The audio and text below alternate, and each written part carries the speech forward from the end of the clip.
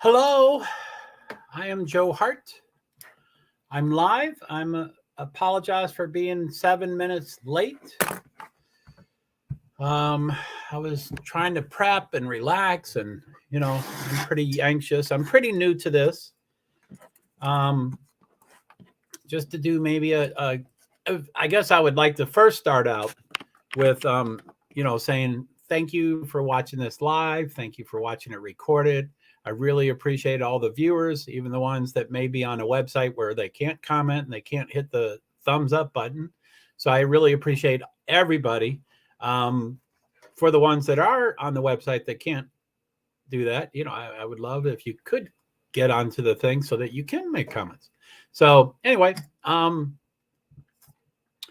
also, I think I'd like to I'm going to try to get more and more consistent with my streams. I would like to, try to start off with I need to come up with a different phrase since it's so political, but until I change the phrase, I'm going to say, I think it would be nice if we send our thoughts and prayers to the victims' families, loved ones, friends, the school, University of Idaho, the community, the city, the county, Latah.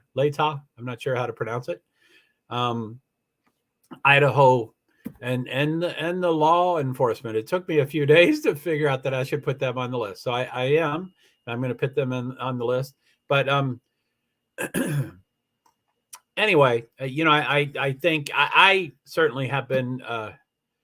I've been.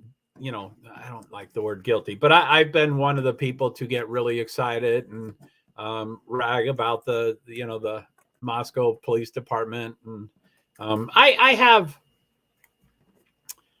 by the way, I'm not an expert. I have no degree in this. I don't, I have a degree. I have a bachelor's of science of engineering science. I was going for a master of engineering and I finished portion of it, but I didn't finish it because I was engrossed in an addiction that anyway, I wasn't productive. And hello to everybody out there. Again, I would like to thank all the live streamers. If you want to send a comment or anything, let me know you're in the room. I'd love to see that. I'll also probably be testing. So there's going to be probably a lot of topics, and I'll get off topic, and I'm disabled, and so look, squirrel. I'm gonna try to be as on topic as possible, especially if some particular people show up. I have invited some people. I didn't give them much notice, so I don't expect them to show up. And and there's also this other stream that has some followers that tended to drop into my stream. Again, it was beginner's luck. I got a bunch of viewers and a bunch of comments the first time. I was like, oh my goodness! And I always like to read all the comments, and I usually do. But if someone could just, if you could just say, I don't know what that Wi-Fi sign is up here. It showed a Wi-Fi sign, and it kept going from 1 to 2 bars out of 3. So maybe my signal is not strong. It's on 1. Do y'all see that? Maybe I'm not. If someone, if anybody out there could say, hey, yeah, you're 2. I've never done StreamYard. When I was on Meerkat and a few other things, you could keep the stream and then go out and change it from, app, airplane mode to, data and back to, I'm not well. Oh golly, yeah, that looks horrible. That looks horrible. Sorry, I'm distracted. Hot mess. Hey Santa, how are you doing today? I'm doing pretty well. This is my 3rd stream. I'm going to try to focus. I'm going to try to do a shorter stream. I don't know what that is. I think originally, and I've never done that. I talk for hours, but it seems like for crime sleuthing, I ought to focus a bit on, and I think my goal would be to do 30 minutes, but I don't think YouTube and StreamYard is conducive to 30 minutes. And I'd love to get other people's feedback on that. But, it seems like it's a slow and steady. It probably should be an hour. And just, over that, but yeah, I can, on Meerkat, I did a 24-hour stream, and, I did plenty 6, 7, 8, 9 hour streams. So I can talk. I mean, Meerkat, you could cameo, so you could bring people in and talk with them. And so there was a lot of stuff, and, it was pretty nice. But anyway, thank you, Hot Mess. I hope I asked you how you're doing. How are you doing? I hope all's well with you. And yeah, I'm a little stressed out and uptight today. I mean, you can do your streams for as long as you want to. The key to YouTube, in my opinion, is consistency. And so you start out slow, but then you start getting a fan base, go to other people's channel. Oh, cool. And I'm trying to do that. I mean, I definitely, I mean, as you all know, I'm pretty new to crime sleuthing. This is my second case. Go to other people's channels, get to know people. You know what I mean? Like, you're more than welcome on my channel anytime. And yeah, you'll get there. You have an amazing spirit, so it'll work out just fine. Yeah, I mean, just stick with it. Yeah, and I mean, there's a lot of things going on. I'm disabled, so I have the look squirrel aspect, of course. And I'm hello, Sant Joe. Hello, Amy. How are you? It's good to see you. So I have that going on, and I'm broke. So I'm I have to upgrade on StreamYard. I can't do the free. They don't record it. I only can do 20 hours a month.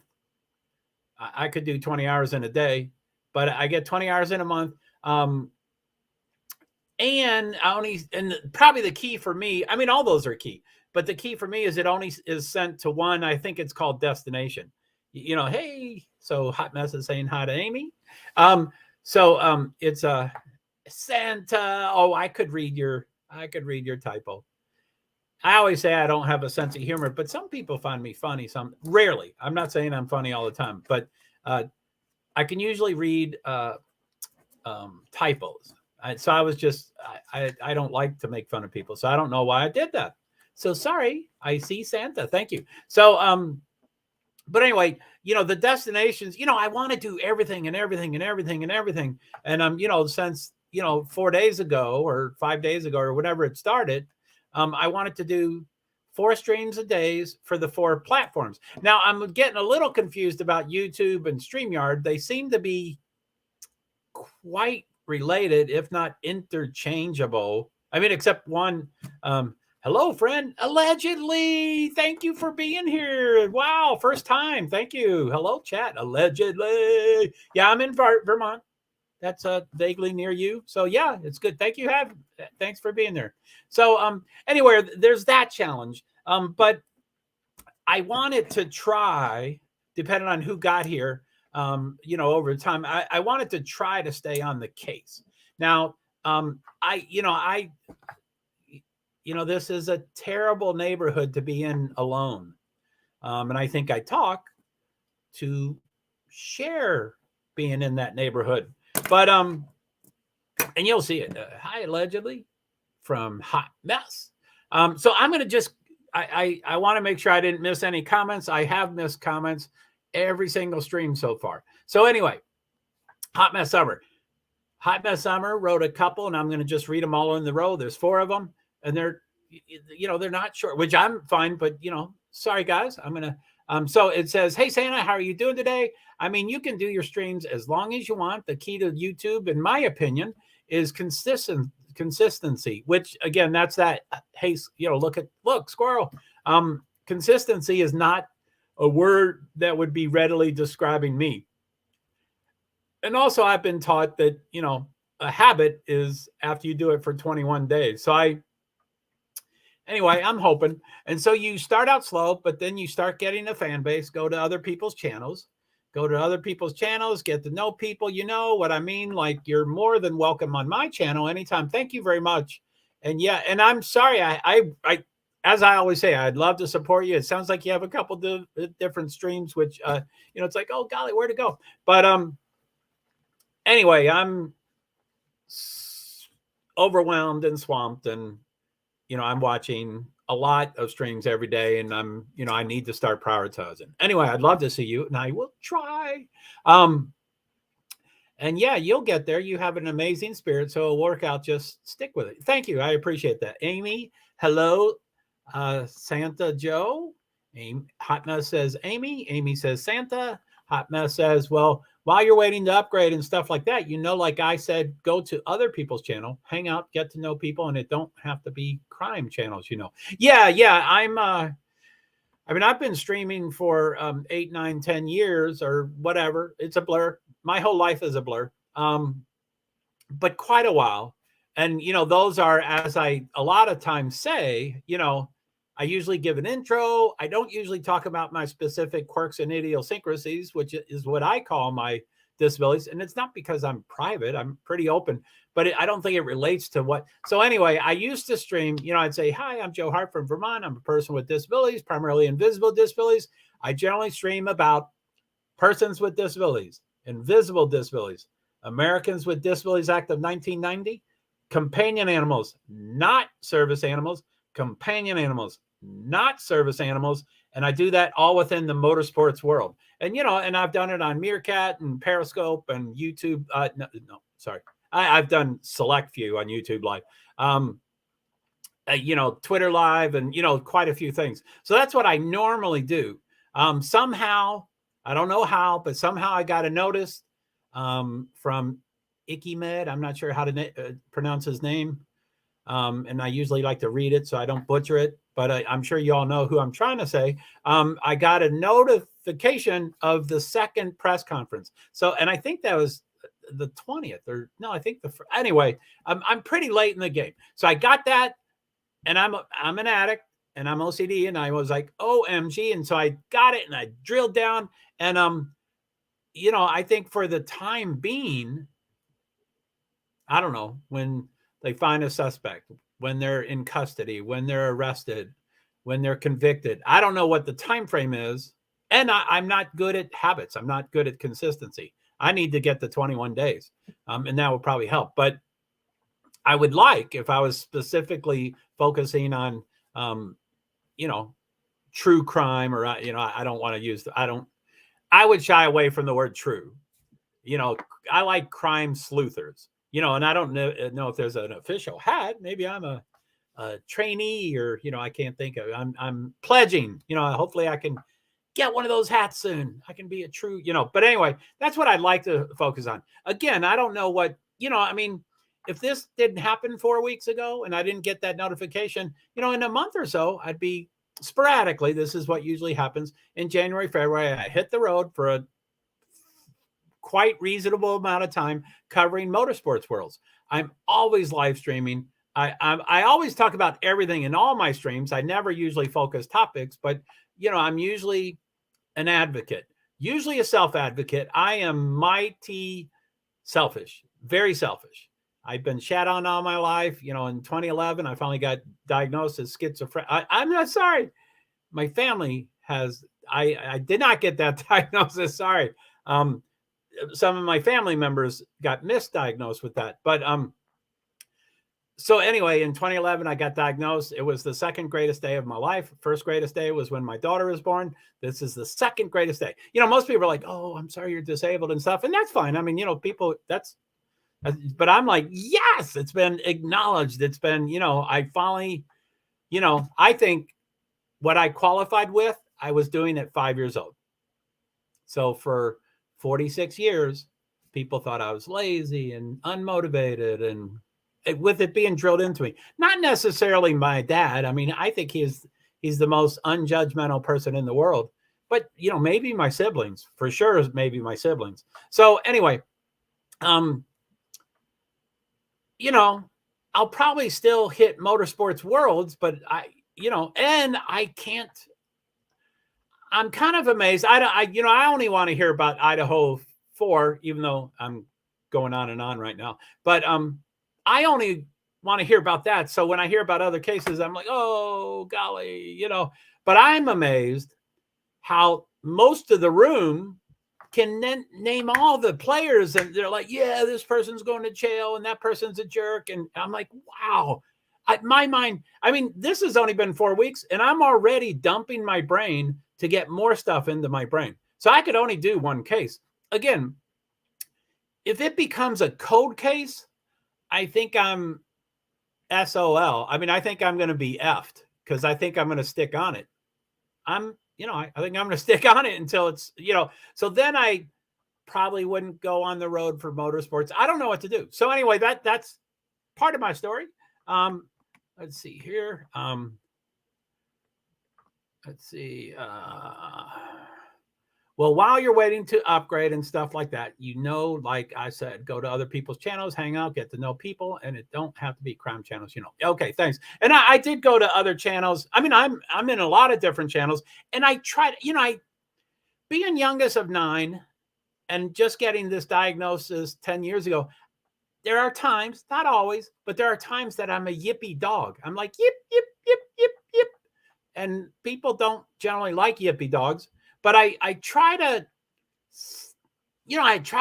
make the world's most perfect comment. And I want to, put an @ sign. So I'm talking to someone and I want to, I want people to respond to, so anyway, I try to do all that stuff without taking over the stream. I don't want to take over the stream, which by the way, Hot Mess, you can do anything. And, most people can. Feel free to talk amongst yourselves. And I'm getting way behind on comments. So I'm going to, anyway, I address every comment, so I'm way behind.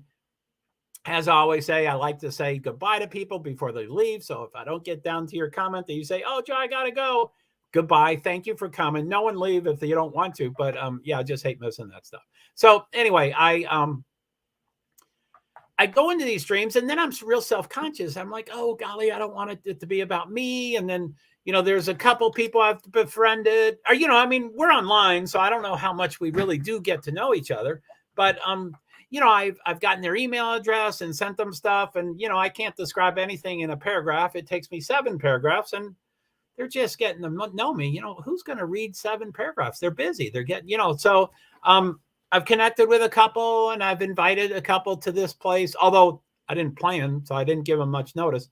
But and tonight I was in a stream for about an hour and a half or 2 hours, and it never started. So there's just a bunch of comments, and I'm like, I've been here lurking. I was doing dishes and eating and trying to get ready for this and stuff. So I was kind of lurking, which I don't like to lurk. I like to stare at the keyboard and so anyway, there's a couple people that I had invited and stuff. So I hopped in and I said, oh, sorry, I'm just hopping in. I'm about ready to go, but so-and-so, I am streaming tonight. I'm doing Twitter at this time, hopefully. And I'm doing, and they're like, oh yeah, we want to go. And then one of the mods said, oh, Joe, you're so supportive of this channel. Here's Joe's channel. Go support him, and I think that was appropriate. Although for me, I think I would only be comfortable to do that because the stream was not streaming. The host did not show up.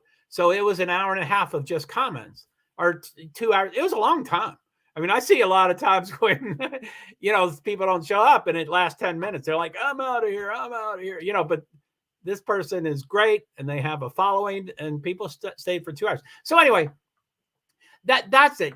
It's something you have to ask for. You have to say, hey, Hot Mess, would you be okay if can I put my link on your stream? It's a big ask. It's a big ask. So anyway, and I'm brand new and, I can talk for hours, but as soon as I get one of these people on my panel, which I do want to test panels, alleged, I don't know if you want to come up and Hot Mess and Amy, and I don't want to call people out. Just about anybody could probably come up, but, in 10 or 20 minutes, maybe. But, I do want to do that to test.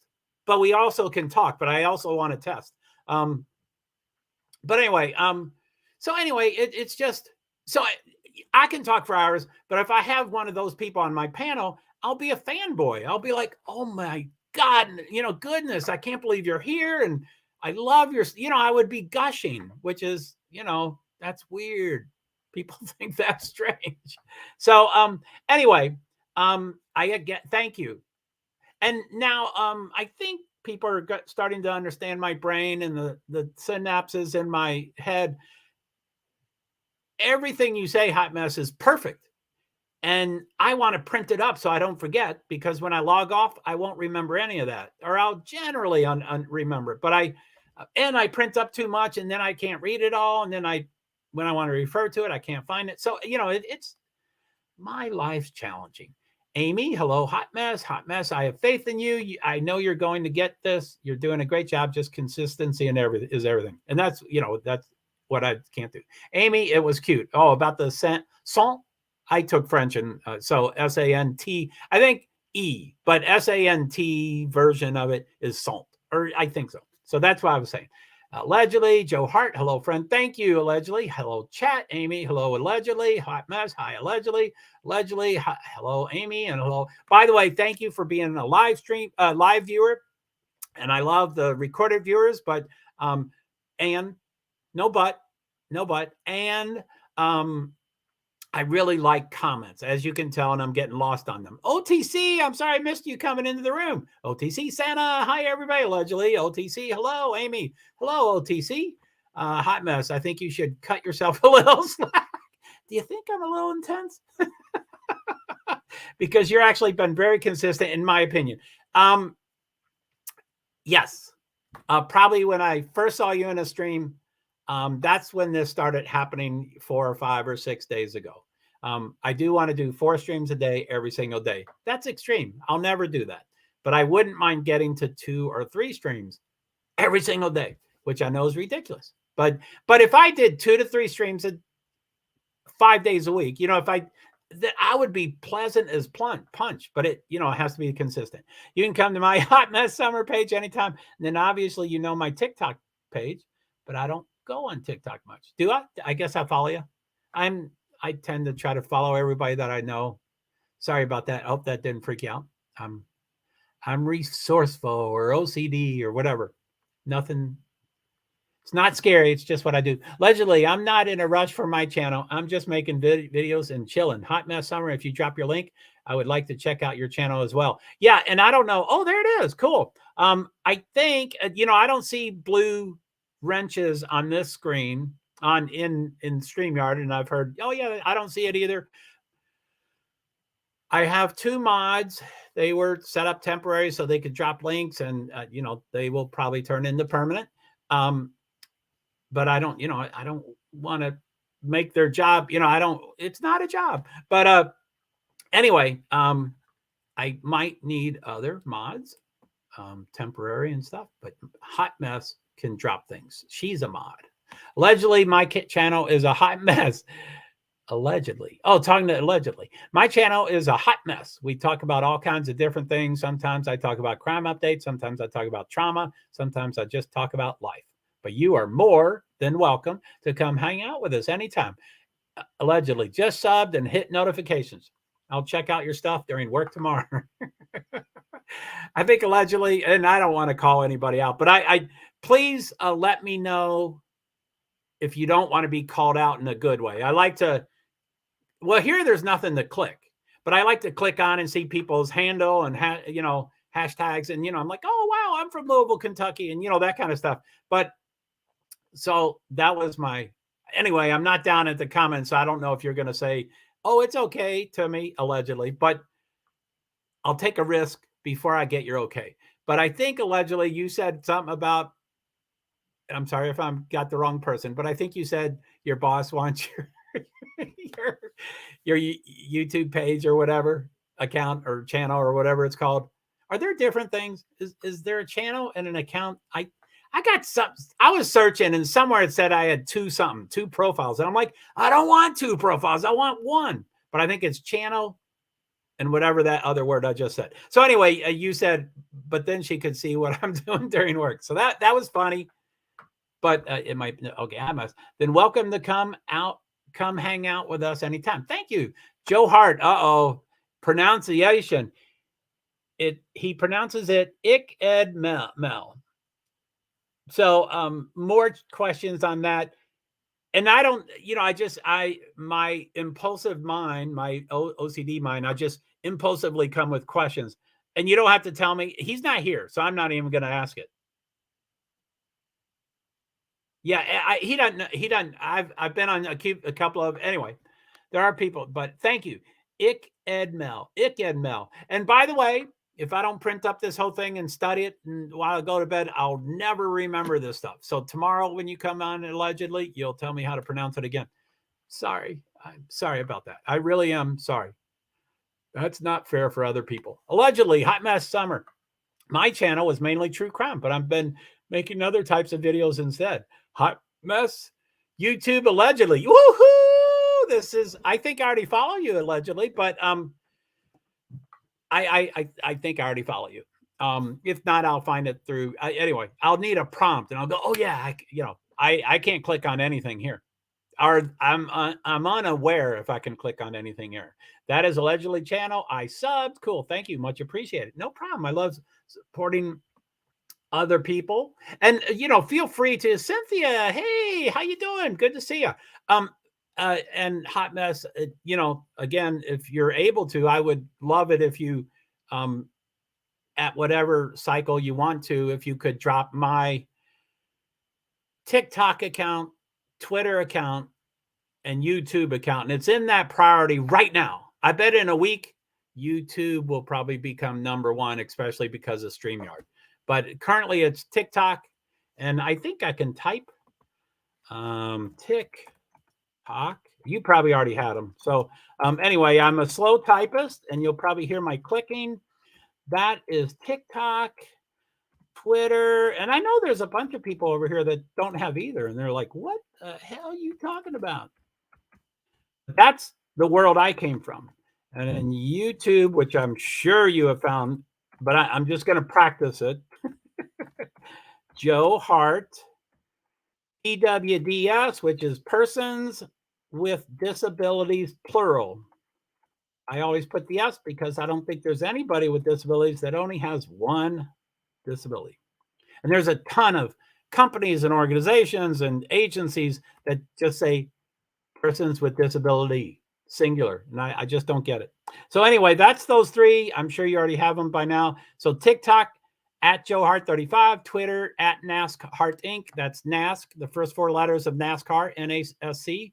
Hart, my last name, HART, and then Inc. for incorporated. NASCHart Inc. YouTube, JoeHart PwD's 8641. I think that is a random number created by YouTube. Okay, let's see. So hi, Cynthia. Okay, Cynthia. Hey, hello, Santa Joe. Just caught your live. Thank you very much for being me here. I appreciate it. And since you're saying Santa Joe, I'm sure you're from TrevStream. And I know that, anyway, I think we're, I'm starting to do a lot of live streams, and he's starting to go in his direction. I mean, he's been on a direction. He's got huge numbers. So anyway, it's great being over there and stuff. Amy subbed up allegedly. I'll check it out. Hot Mess, Cynthia. Hi, beautiful. Amy, hello, Cynthia, alleged. Oh no, I forgot to warn everyone. If you choose to watch my videos, some have extreme swearing. Be warned. I don't mean to laugh. I think it's good for triggering warnings for sure. I have my list of words that I dislike, and very few of them are cuss words. And they're words that I dislike, but then I say them.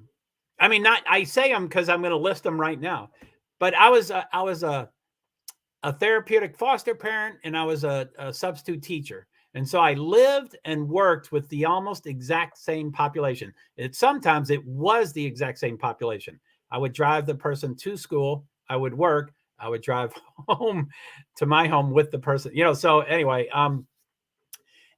the words that I hate, and in no particular order, but as a substitute teacher, I always made a huge point of these. And I said, the words that I don't like: hate, stupid, I can't, and then the normal typical ones, the N word, the C word. I don't really mind fuck, but I don't want to offend other people. And usually I say, well, I'm going to just say what I'm going to say. And, things slip out. But anyway, I would have to think up the 5 other words, but that's all I always said. And, people that, they'd say that, these would be, I substitute taught for K through 12, and I did all of them. But, maybe I found a niche in middle school or high school, and they would say F or, fuck or shit or whatever. And, they're like, hey, they just said that. And I'm like, don't say stupid. And they're like, what are you talking about? Why are those so bad words? But I can't. People can do stuff. Don't say you can't. And I can't make people say things and stuff. I just said I can't right there. But okay, Amy Bro, perfect. Allegedly, I'm always willing to speak on panel. I don't swear much on other people's channels. I'll come up if you decide to do a panel tonight. Thank you, allegedly. Thank you, Hot Mess. I've never done more than one, so it might be, again, I call these tests, and I may not be the perfect host. I might not have the perfect questions to ask y'all for y'all to talk about, which y'all probably ought to have a good idea about me. But it would be more, last time I had some wonderful people helping me, but I think I wasn't clear about what I'm saying. But when they're up here, I was clicking on every thumbnail and say, okay, in 3, 2, 1, click. 3, 2, 1, click. And I was looking for differences. And so I was asking this person, I said, okay, I want to test audio. And I said, so I want, me to talk without you making any noise, and then you to talk without me making any noise. And then we both we talk at the exact same time. 4 words at the same time. Breathe. 4 words at the same time. Breathe. And just find out, does it cancel both? Does it catch both?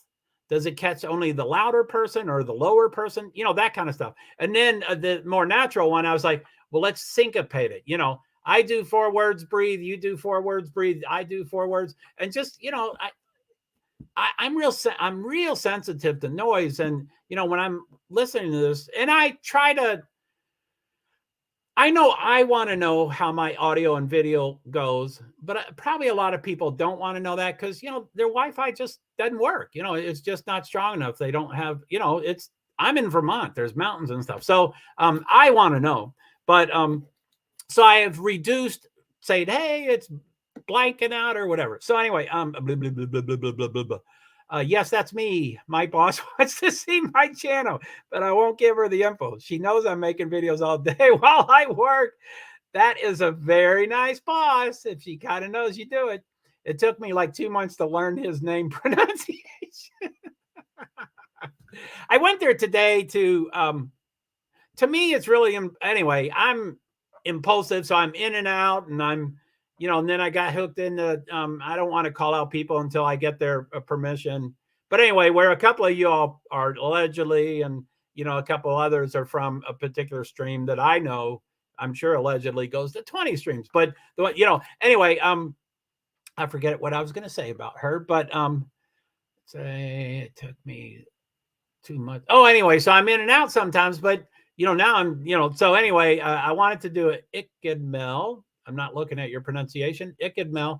I wanted to do a whole stream. I want to go in when he starts and leave when he ends. So I do the whole thing. And I tried to. I needed to cook and eat and stuff. But anyway, it's just his old gaming tag. He just uses it for everything now. Cool. And I'm not much into, I'm rather anti-guns, but you all can talk about anything you want. And I think that's what gaming is referring to. So you don't need to tell me any more about that unless you want to. I'll drop your links in just a minute. I'm driving, so it's hard for me to drop off as soon as I park. And the only one I know is your TikTok. I can't find your Twitter. Yeah, and I could, anyway, it's right below you. But Hot Mess, I'm concerned that you're typing. Are you doing that? Are you talking into your device? I hope you're not typing that while you're driving. Anyway, I can't stop what you're doing, but I care about your safety. So, I recommend everyone make a Twitter, Reddit, Pinterest, and TalkTalk for accessibility. Oh, are you serious? Are those probably the 4 best for accessibility? I'm pretty pro that stuff. I generally test the limit of platforms, and they always treat me like a bot, because I'm OCD and I can follow 250 people in a day, and they're like, whoa, there's a bot. And then, plus they have limits, but I'm on Twitter, I'm on Reddit, I'm on Pinterest, and I'm on TikTok.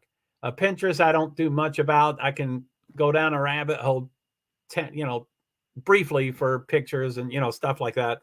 I don't know if I've ever posted on it, but I'm there. Reddit, I've been on it. It tells you when you started. I'm like, wow, I've been on it for 12 years or 10 years or whatever it is. And, but I used it for the Boston Marathon. That was my first crime. This is my second case.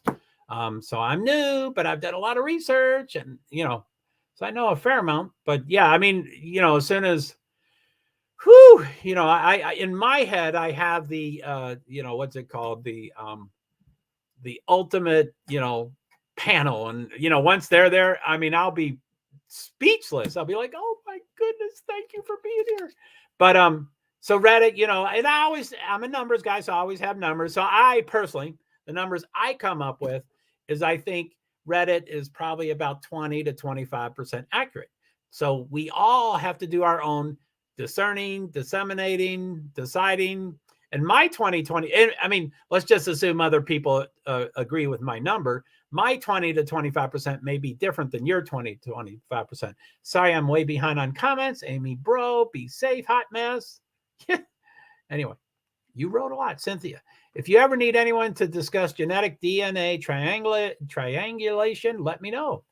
I don't know if I recognize you. I think you were in. I think you were in that other stream, which you all can mention that other stream. And the one streamer has in the past given me approval to mention their name, but I like to do it when they're here if they ever show up. So I think I recognize you, and I think. And please don't divulge anything you don't want to divulge. But I think someone in that stream was a nurse, and they're saying, yeah, we do this and do it, and that was really cool stuff. JoeHart, I'm a prior sailor. Too much drunken bar fights that made swearing muscle memory. Oh my goodness.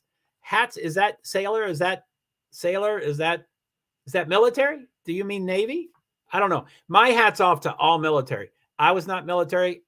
I don't have the composition or whatever that word is, disposition or whatever. And I'm amazed that people do it. So hats off to you. You can swear as much as you want.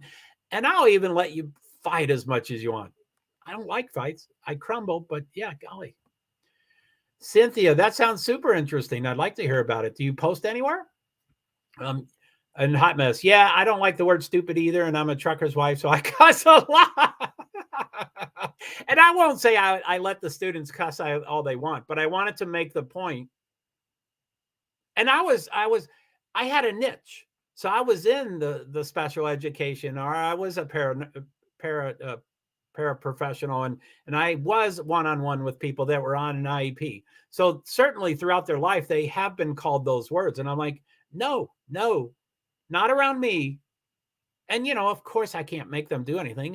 They can say whatever they want, and I would support them with whatever they do. But I'm like, so anyway, allegedly, the hot mess, I usually use the word stupid when critiquing a mistake of mine. You're not stupid. There's other things you may have done. Or I'm playing NBA 2K and my player passes to the wrong one. Hot mess. I used to be in the NBA. I'm from Louisville, Kentucky. And other hot mess may know about this. I'm originally from Louisville, Kentucky.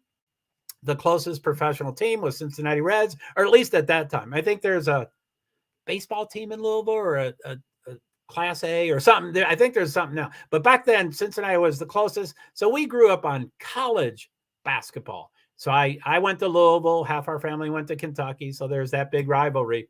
And then when I got in, I don't know if you follow NBA allegedly, and this is way off topic, but someday I was reading something and it said Latrell Sprewell choked his coach's neck and cussed at him and choked him, and he was banned for life.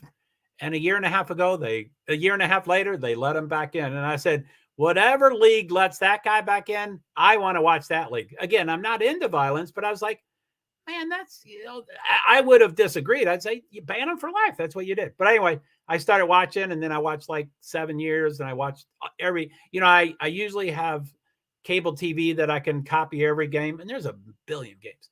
Yeah, I'll say stupid, like when I'm talking about maybe an inanimate object, But other than that, I just don't like when people call people stupid. And I don't like it either. But I think it works. I don't like them calling themselves stupid or bullying.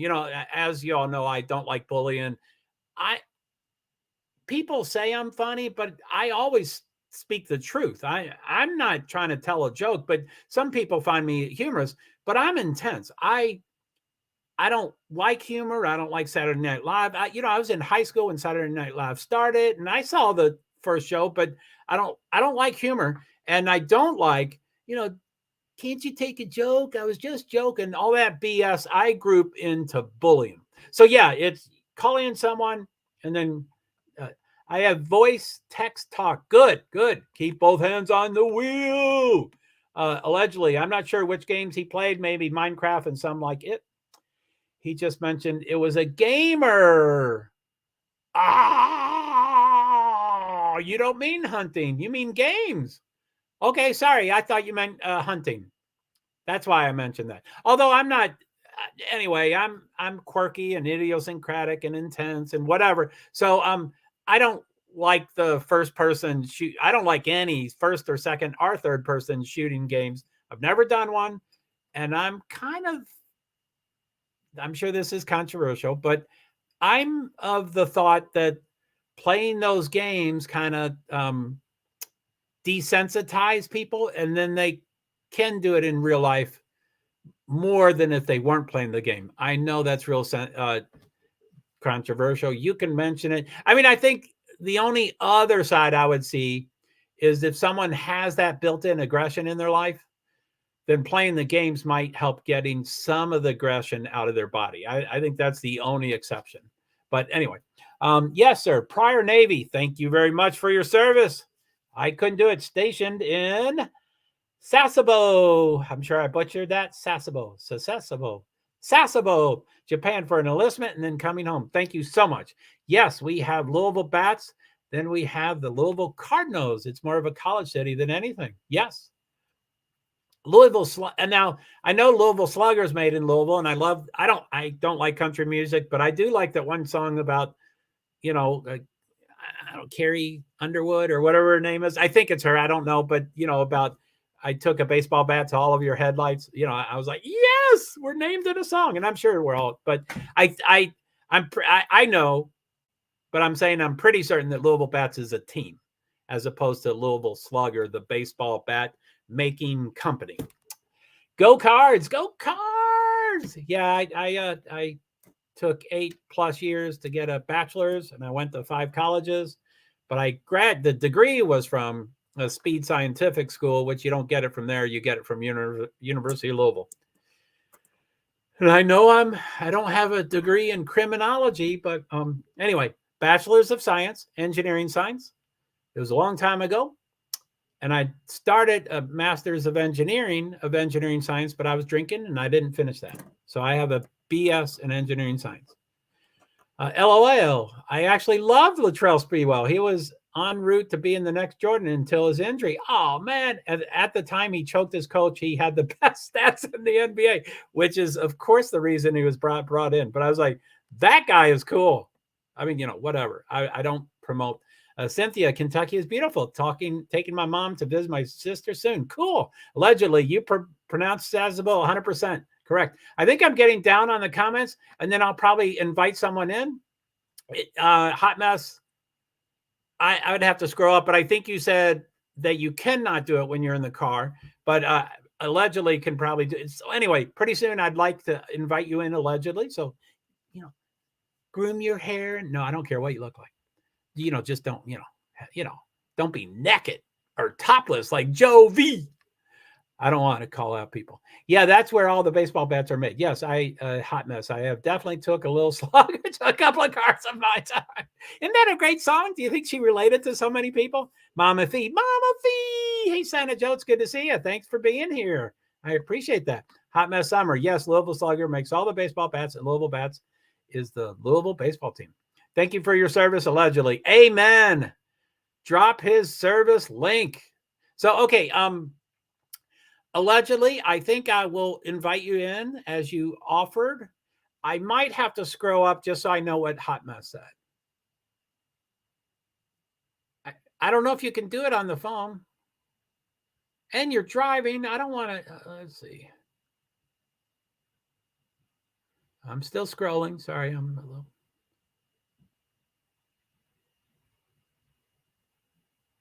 So I can't find it, but I know both y'all offered, but I think you said I'll wait until I get out of my car. Let me know if that's wrong. So, okay. I say invite, and this is, I like to check delays, but I may not write it down, so I might check it every time. So there's a button at the bottom that says plus, it has a person symbol. So plus that and invite. So I'm going to click that, and it says copy the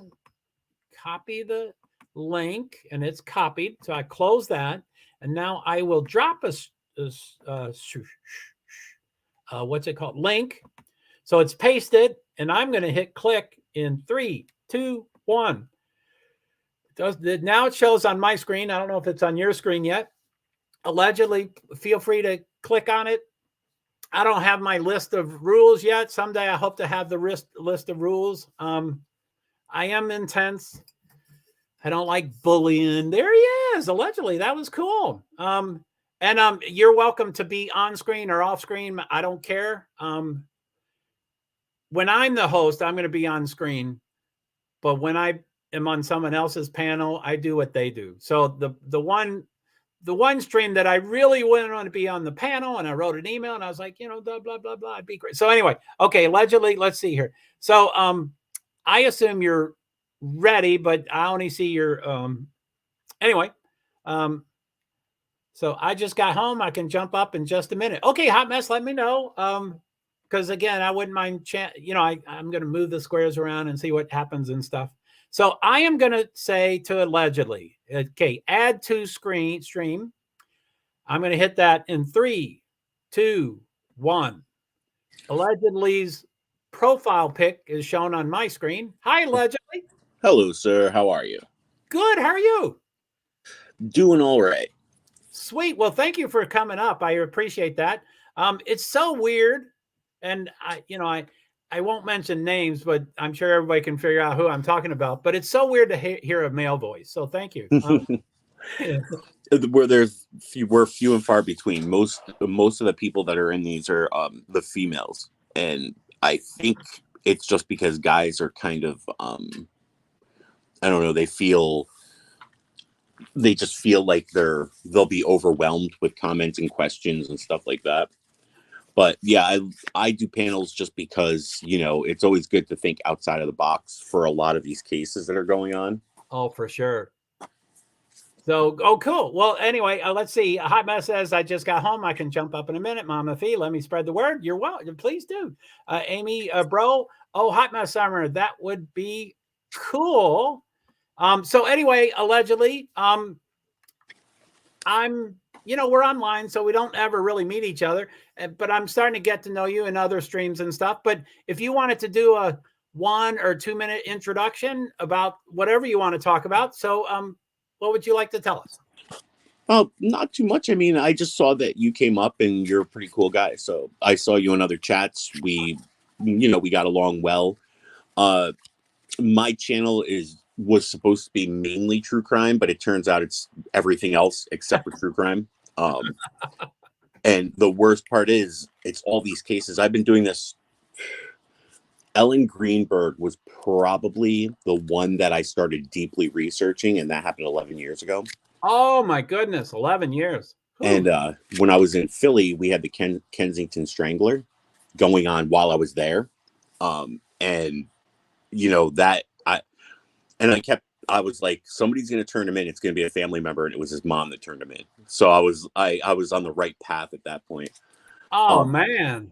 But I've been studying this stuff. Have you ever heard of David PwD's? I've heard the name. I don't know anything about the name. He has a book series called The Missing 411 about mysterious disappearances in national parks that can't be explained.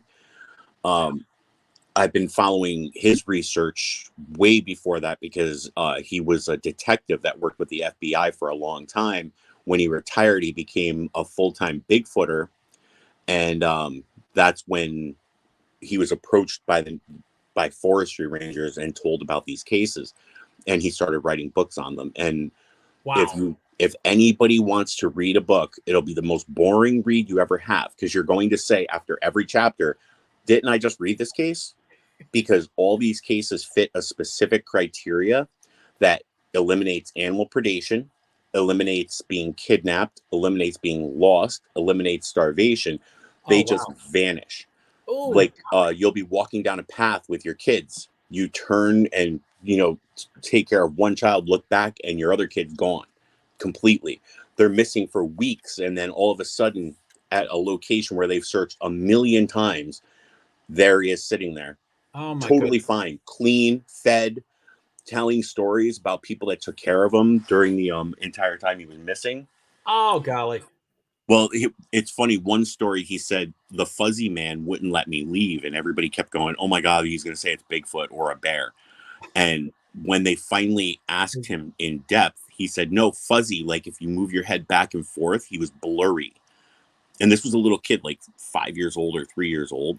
Oh So my goodness. you have a child saying that the blurry man wouldn't let him leave. He said it was not safe, and that the sun never went down, but he was missing for 8 days. And he Oh, played in that same spot, never left. And he's fed, hydrated, and everything. There's nothing wrong with him. You start wondering what's up with these cases. So that's a really good book series, The Missing 401. If anybody wants to order them, get it directly from the site, because if you try to get it anywhere else, they'll charge you like $100, but he only charges $24.99 for his books. oh my goodness. But they're great reads. It's something that'll keep you busy, and it'll make you look deep into some of these cases and go, wow, this is something I would never have thought of. That's But yeah, so that's basically how I got into the whole true crime thing. But I'm also like, I'm a juggler, magician, musician. I do everything. So, oh my goodness. it's when I created this channel in August, my old personal channel was going to be about like teaching magic tricks and how to, false cut cards and how to pick locks, how to juggle, how to make coins disappear, reappear, stuff like that. But true crime just pulled me in. Oh, that's so cool. Well, cool. Well, thanks, allegedly. I appreciate that. Um, I do have a question, and hopefully I'll remember it, but I just want to go through the comments real quick. So, Amy says that hot mess, that'd be cool. Jody says, hi, Joe, hot mess, allegedly, Mama Fee and Amy. Hi, Jody. I'm glad you're here. Sorry, I didn't greet you as soon as you came. Amy, hello, Jody. Amy, nice to meet you, allegedly. So I think I'm caught up. So, you may have heard me talk or type or whatever. This is my second case, and the first case was the Boston Marathon bombers, and that was in 2013. And same thing. I live in Vermont, so I felt that like it was local, and I was upset, and so I went down the rabbit hole. And I think everything was different back then. I think I was different. My devices were different. Twitter was different. FBI was different. But I hooked immediately into it.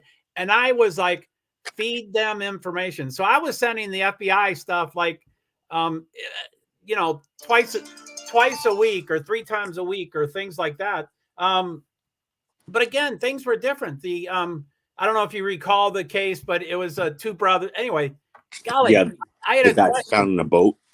Yes, yes. Yep.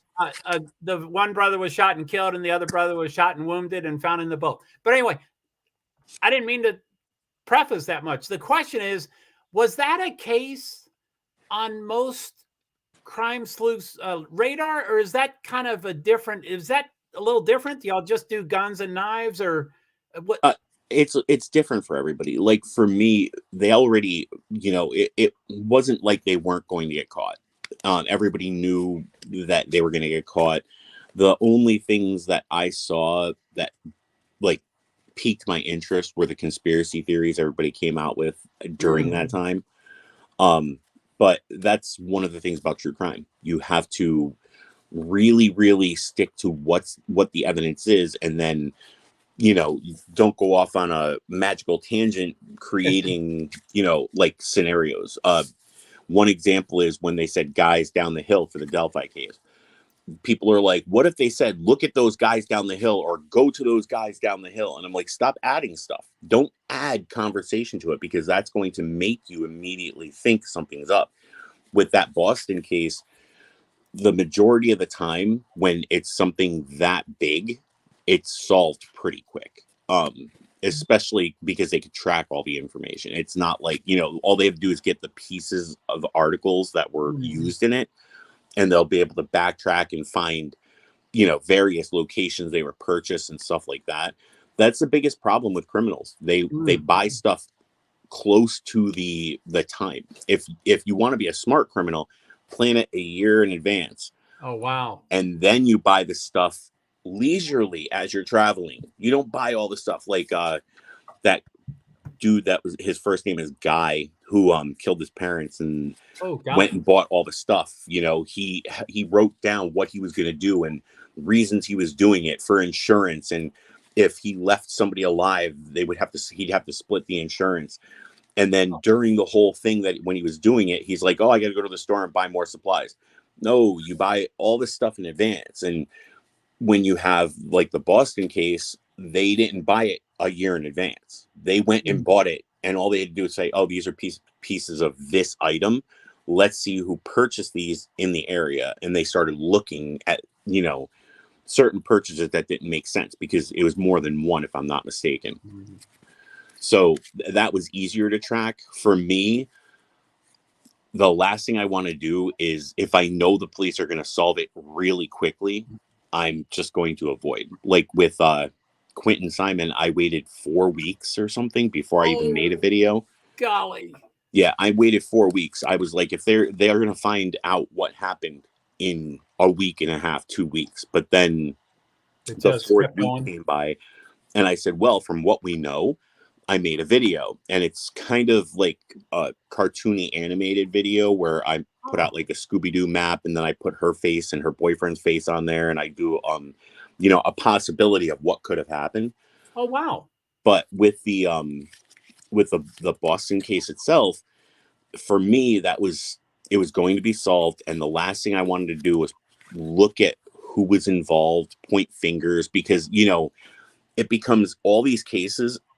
Some, not all of them, but some of them become racially fueled, Sure. sexually fueled, and people will immediately start saying, "Oh, it's because of religion, it's because of this, it's because of that," and it becomes this really rough terrain to float around in. So I try to avoid that as much as possible.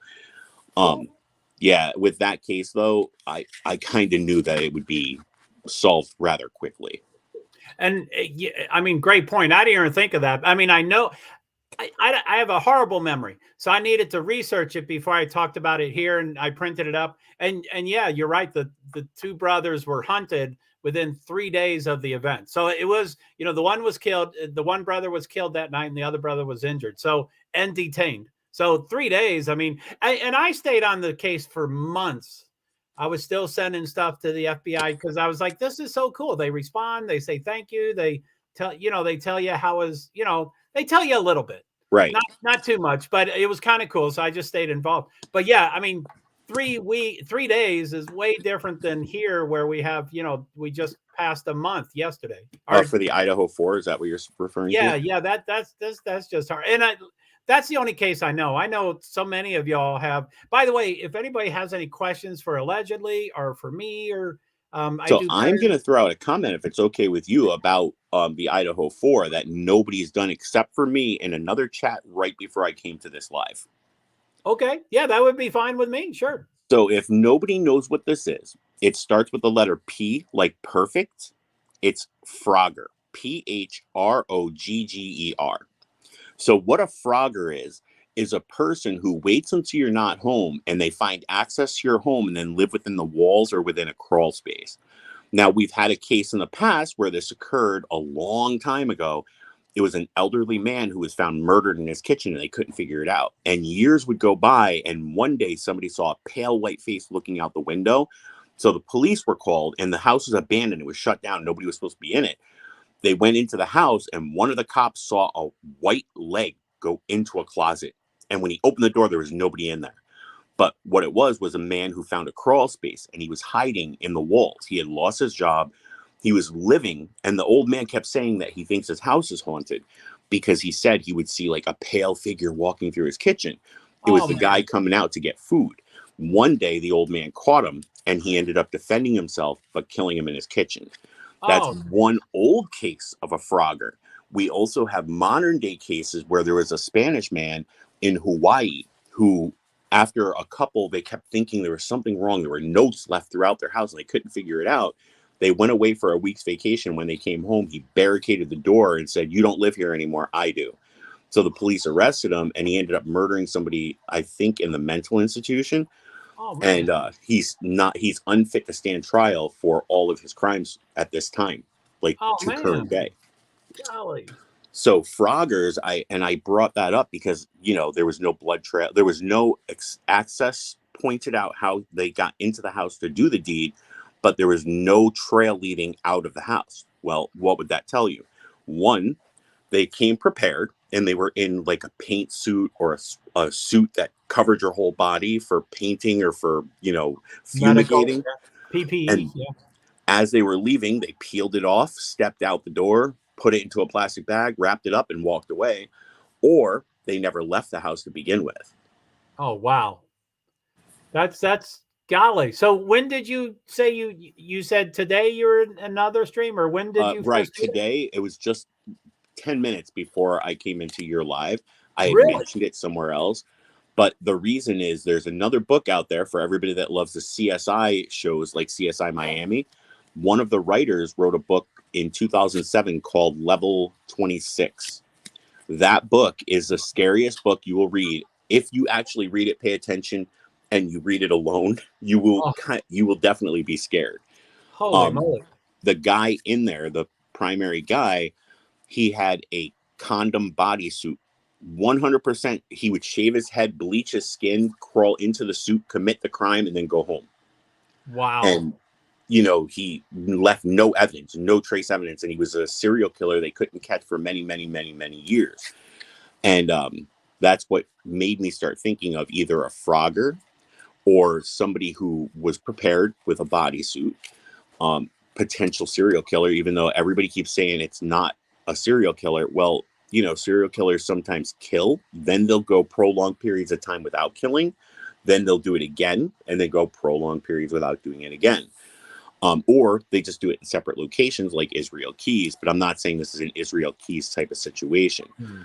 And everybody says that it was a rage-filled attack, but if you really think about the facts, we have Aiden Fucci, who was a young, scrawny kid that had no muscle mass whatsoever, and he managed to attack a girl who was defending herself and cause over 100 wounds with a knife. Oh Now, my that's goodness. not even a locked fixed blade knife. That's a folding knife. Imagine how many times it must have closed and opened and he had to fix it and then continue to go after her. Now, if a young kid like that who has no muscle mass, no stamina, managed to do all of that against a girl defending herself, how hard it would be for somebody to do it to people who were sleeping in bed. It wouldn't be a Wow. rage-filled attack. It would be a smooth process. You go in. Maybe he worked from the top down. Maybe he went upstairs first. Everybody's assuming he did the first floor first, the middle floor. But what if he didn't? What if he went upstairs? This would explain a lot of things. Maybe they don't want the layout or the information released because maybe there was a trail leading from upstairs downstairs. And that would cause people to think, oh, then the targets must have been upstairs or the targets must have been the second floor. Wow. Everybody's saying targets when if it's a serial killer, it's not a specific target. It's a target that they've planned to do. So going in there saying, well, I'm going to do this girl, but having more people there is just, a bonus in their eyes. They're like, oh, I can actually do more at this point. But, that's just my viewpoint. Right. Those are a lot Sure. of pointers. Well, thanks. I appreciate that. Now, I don't really have a format of what to talk about. Now, during my Twitter live, I did address, I wanted to talk about so this is kind of a side commercial real quick. I wanted to talk about the Moscow Police Department PIO. They set up a new YouTube channel or account or whatever it's called, and they set it up on December 5th, and they've done 6 videos. So it's about one a day. And, I watched today's today and yesterday's yesterday, and I want to now watch all of them and show them on my stream. I I wrote them to get their permission, but I'm sure they're going to say yes. But anyway, that's brand new. So I just wanted, it was like a PSA. It was like, hey guys, this might be old news, but in case you don't know, that's where you can find all that stuff. But on Twitter, it's easier. I have a device and I can show that way and show this way and reverse the camera. And, this I have a, I can't, it's a laptop, so I can't really say, look at that over there. So I'm not going to do that. But, oh, I do want to point out to everybody, I do apologize if I'm not responding directly to anything anybody says. I don't see chat while I'm here because I keep it on the main screen so I don't accidentally close out. And so the chat window is closed. So if anybody's saying something, I apologize if I miss it. Well, that's good to know. Then I'll try to focus on the comments for both of us. So there seems to be a slowdown in comments. To repeat a couple of them, Amy said, Jody said, hi, Joe, a hot mess, allegedly, Mama Fee and Amy. Amy said, hello, Jody. Amy said, nice to meet you, allegedly. Jody said, wow, hot mess, I can come up whenever you guys want me to for a few minutes. Yeah, that's, and I want to, I do want to stress, I'm not that exciting, so I don't want someone to stay. If I do talk for 2 hours, which I hope I don't, but if I do, don't stay the whole time, please. So, okay, yes, I will. I will, if that's okay, allegedly, I'm going to get, let me get hot mess here. Absolutely. Invite, and I copy it, and it's copied, and I close that window, and then I go over to post a comment. I paste, and I will hit return in 3, 2, 1. It shows on my screen. Is it on your screen? So that's for hot mess. If she wants to come up, I take her a second. Oh yeah, sure, that's fine. Some of the testing, I don't know. Anyway, one of the tests I tried to do before, and I don't know if you can try to help me real quick, is I was trying to get another, and I know my mind thinks of strange things, but I wanted to test what happens if I talk and you don't talk, and then you talk and I don't talk. Are we talk at the exact same time? Are we syncopate? What does the crowd hear? I get so much static in my head. Well, there's Summer right there. Hello, Summer. How are you? It's good. I mean, you can't talk, but so I see you. You didn't have to show me you, but you can be on a profile pic. You don't have to be on camera. You can choose whatever you want. And are you, I think you can, I can't hear you. So if you can nod up and down, can you hear me? Do you want to keep the camera on? Can you put your face a little lower? Because I can't see the yes and no. No, lower. Stay back and then go lower. Okay. Yeah. So that's a yes, I think. I'm going to click. So, because you probably had enough time to disable the camera. Is that okay? Okay. Add to stream. Here comes Summer in 3, 2, 1. Yeah, sweetie. I'm an open book. Well, I could have guessed, but I don't want to put someone's face out there that didn't want to be there. And I would have closed it off ahead of time if I needed that to. So I got this. Someone's cooking. And you got this. Cool. Well, thank you, Summer. It's good to see you in person for the first time. So thank you for everything you do. And as you can tell, I don't really have a format tonight. It's going to be mostly testing and stuff. But if you wanted to, I always like, I've only had a couple guests, but I always like, if they want to talk for 1 or 2 or so minutes and give an introduction to whatever level you want to. So Summer, would you like to talk for a couple minutes? Sure, I could do that. Hey, Leslie, how are you doing, sweetie? And Santa, thank you for having me up on your platform. So I am Summer. I am from Louisville, Kentucky. I'm a human trafficking survivor and a huge advocate for human trafficking and domestic violence and gang intervention, since I'm a survivor of all those things. I train all of the authorities and regular everyday citizens on how to not only recognize human trafficking, but also how to deal with trauma. And so I'm a really big advocate on trauma because I've been through a lot of things. And I'm just a hot mess. So, Well, but yeah. I've seen a lot of your comments. So I know a fair amount about you. I do forget things, but I know a fair amount about you. And I think it's just amazing, you know, as I mentioned before, that short amount of time frame and that you've done so much. So, you know, my hat's off for everything you've done. Yeah, I've been out of, so I was done being trafficked when I was about 29. I got bought out of the game. But then I stayed in the game, which is the life, which is the adult industry, until I was about 36. So February 18th will actually be 8 years that I've been out. And I spoke at the United Nations. I run my own shelter. Because I got tired of like seeing how other shelters were doing things. So I opened my own. And yeah, so I'm a mom of 10. I'm busy all the time. I'm a big activist in my community against police brutality and just, you know, bad stuff. Amazing. But I'm a hot mess, so. I actually watched a documentary about a month ago on it's brand new. It just came out, and I think it's been all over YouTube about you know, women they were taking off the streets and they were saving them from the people trafficking them and everything. And it was kind of scary. Like when you watch what happens to them, they're like, oh no, we have to move because they've seen us, meaning the people that were trafficking them. And they're like, yeah, we can't be here right now because they'll come after us. And they go with armed people, like the people with them that are guarding them. Like, I think they're like bounty hunters or something. They go with them, but they're fully armed with AR-15s and everything. They're like, hey, you never know what's going to happen because if these guys think we're narcs, they're going to come at us full force. And it was a really scary documentary. Oh my goodness. So yeah, those are called extractions, and I actually do those as well. I have a whole team of people. We get suited up, booted up. I have armor and everything, and I carry big guns to lay people down if I need to. But we will always make sure victims always have a safe place.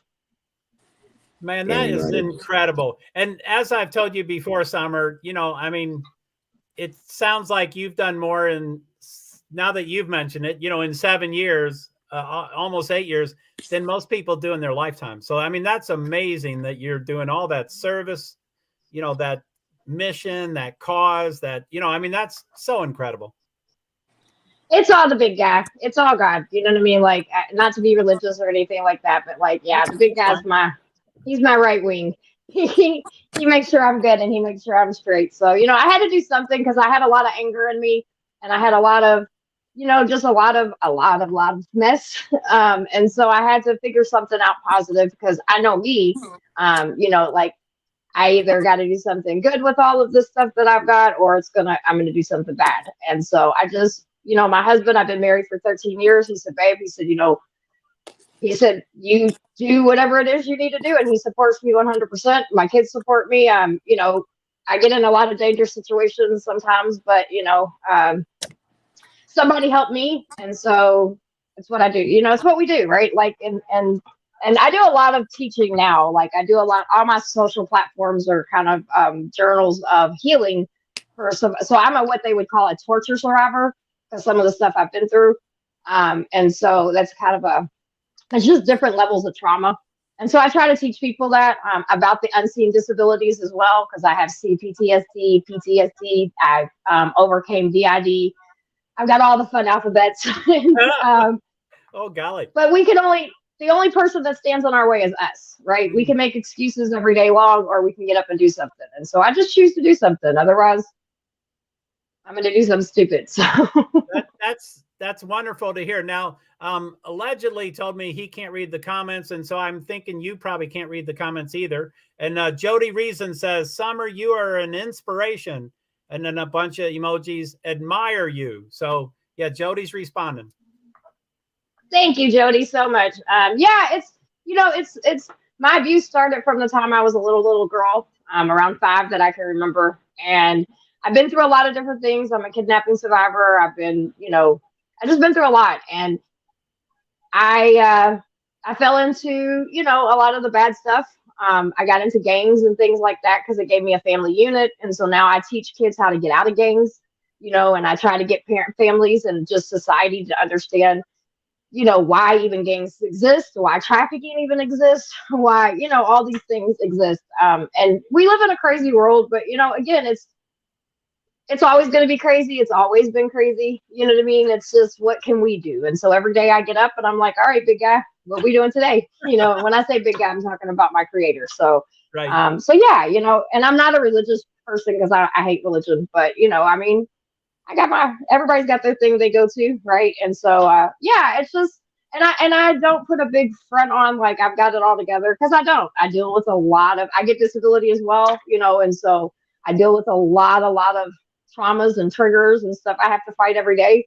But I just want to be an example. It doesn't matter if, you know, you were forced into something, if you did something on your own, because sometimes I did, you know, I was in all forms of the adult industry, in some situations willingly, you know, because it's what I do. Right. And so now I know something different.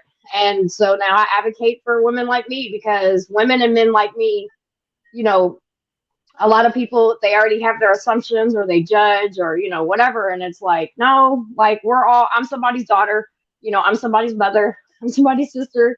Right. And same thing with men. I'm a big advocate for violence against men as well, because a lot of people, because the society has just kind of painted the picture like men are all the abusers. And I know just as many women as I do men that were in the adult industry in a power structure form, right? So, you know, yeah, I don't know.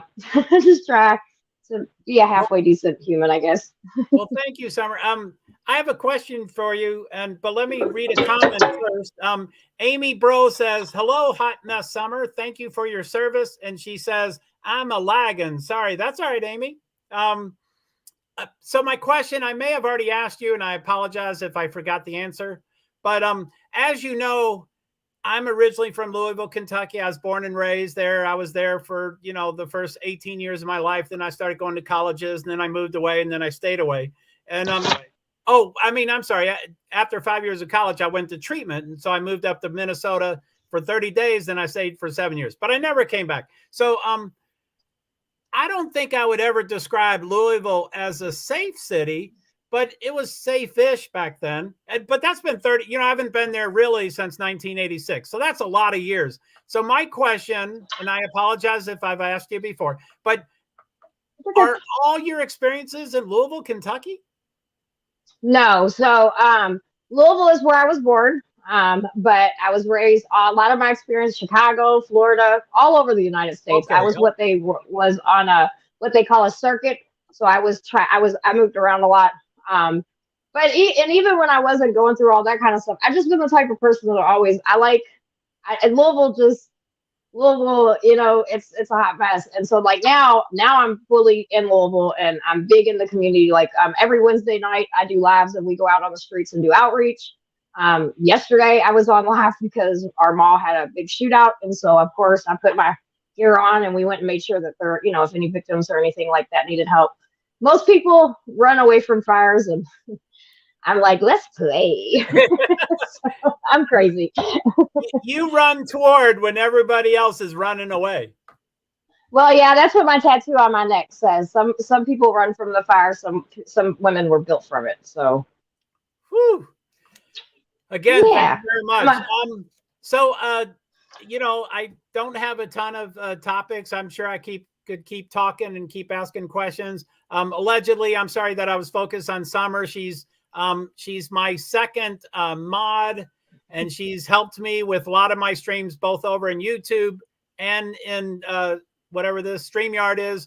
And so, you know, I felt a little special to focus on her. I really like her. Are you kidding me? I think she's awesome. I was listening to the whole thing. I was just like, it was like watching a documentary all over again.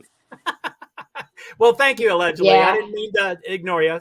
So, yeah, Summer, yeah, I can't think of a question at this moment, but where would you like to go? So like here in Louisville, obviously, for those that don't know, like obviously it's the home of Breonna Taylor. I was her neighbor. I actually testified in the court case and in the grand jury aspects, and then we have actually a case coming up here in February. The 4 officers will be trialed. And so I was there that night, and so I'm a big advocate for that. We had a bunch of social injustice in Louisville, Kentucky during 2020, and I was a big part of that. And so, yeah, you know, it's just, I just want people to know that like we can do anything we want. You know what I mean? Like, and to stand up for what's right, right? Like this world is so, it seems like it's just getting so crazy these days that we just got to remember like to take care of each other and be there for each other and call the bullshit out. Yeah, amen. Now, I might tell a little bit of a story. Amy, I think I can't read emojis very well, and if I can read them, I don't understand them. But I think Amy She's saying praying. I think they're praying. I'm not sure. So, Yep. but I can't see if they're even in that shape. But anyway, so I think I've told you this story before in that I'm very political, and I've done a bunch of streams, and I think I'm pretty knowledgeable. But I generally don't like talking about politics, and I don't want this stream to be about politics. So I'm going to tell a story and try to make it non-political, but it's going to skirt near the issue. But I am very political. I have hundreds of streams about politics, and you're welcome to go to those, and I'll talk to you about it. But briefly, yeah, I guess it starts off very political.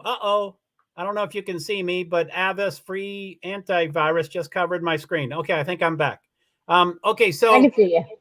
Thank you. I'm good. Thanks. So in 2016, there is a presidential election. I was amazed that it happened. I knew about 5% of politics at that point in time, probably even less, 2% of population of politics. And but I was really concerned that it happened. And I was like, how the hell did that happen and why and blah, blah, blah, blah. So fast forward to 2020, I was on the road. I was going to my motorsports events. You know, I do about 20, 25 events a year. Those are weekends. So 25 weekends a year on the road. And I was in Florida in February. There was 4 motorsports events in 4 different series in one weekend. It was Monday or Tuesday. I was trying to decide which one to go to. On Tuesday, the first one cancels. This is 2020. So February, this is the beginning of COVID. So one of the events canceled. Thursday, 2 of them canceled. You know, essentially all 4 of them canceled. Nothing was going on. You know, and COVID started. So everything was canceled. So anyway, sorry, got a little distracted there. So everything was canceled. But you know, I'm on a fixed income. I have no discretionary income. The only thing I pay for on the road is gas. Everything else is creatively paid for. So if I don't move my car, I don't spend gas. So I stayed in Florida and I was like, okay, this will end quickly and I can start going to events. Of course, it never ended. And then I found out about the primaries or whatever they're called, the caucuses and the primaries. I think it's primaries. But anyway, the 10 months before the election. So the first one was in Iowa. And I went, and I could talk about Iowa for 4 hours, which I will not. But it ended up, I drove from Florida to Iowa. So I went from motorsports to politics. And so during 2020, which most people say that's their worst year or the most uncomfortable year or whatever. And some people are like, no, that was my best year. But it was most people's worst year. But anyway, I was on the road for 235 days. I didn't stay at hotels. I slept in the car. And I went to 31 states and I covered, as a media person, the political environment. And I had particular questions. I asked people, but they didn't have to answer those questions. They could answer in any way. And it was the most fascinating thing in the world. And I think that's the end of the story. So, but anyway, yeah, it was just amazing to hit the road for that many days. 200, I mean, that's 8 months. 8 months out of 12, I was on the road. So, I forget why that came to mind. You said anyway, you were trying not to make it political and you're going to try to keep it unpolitical. So it had to be something to do with politics. Oh man, what a fool I am. So anyway, that was, okay. Yeah, I'm forgetting the point of the story. So, sometimes there are no points. No, I do forget. Something Summer said reminded me of that. And so I told it. So anyway, Summer allegedly, again, what kind of direction would y'all like to go to? So let me share something about, because you mentioned COVID, and that is something. So prior to me moving back to New York, believe it or not, for an abusive girl. So you're all over that. You already know I'm one of those guys that suffered through the physical aspect and the mental aspect, everything. But I had left a great job in Philadelphia, moved back up here and started working for the Affordable Care Act, the New York State of Health. I'm in New York. Joe already knows this, so me saying I'm in New York really doesn't make a difference. I'm not saying where. So I started working for the Affordable Care Act, and which is Obamacare for people that aren't sure. And while I was at work, I kept seeing all these deaths in China, and I was like, So I started doing my research. Now, the reason I brought up Philadelphia, when I lived there, I started writing a zombie comic. And I had a whole bunch of doctor and nurse friends and scientist friends, biochemists, bioengineers, everything.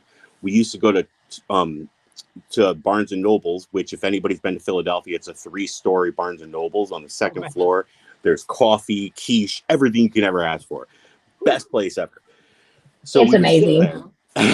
So we would sit there.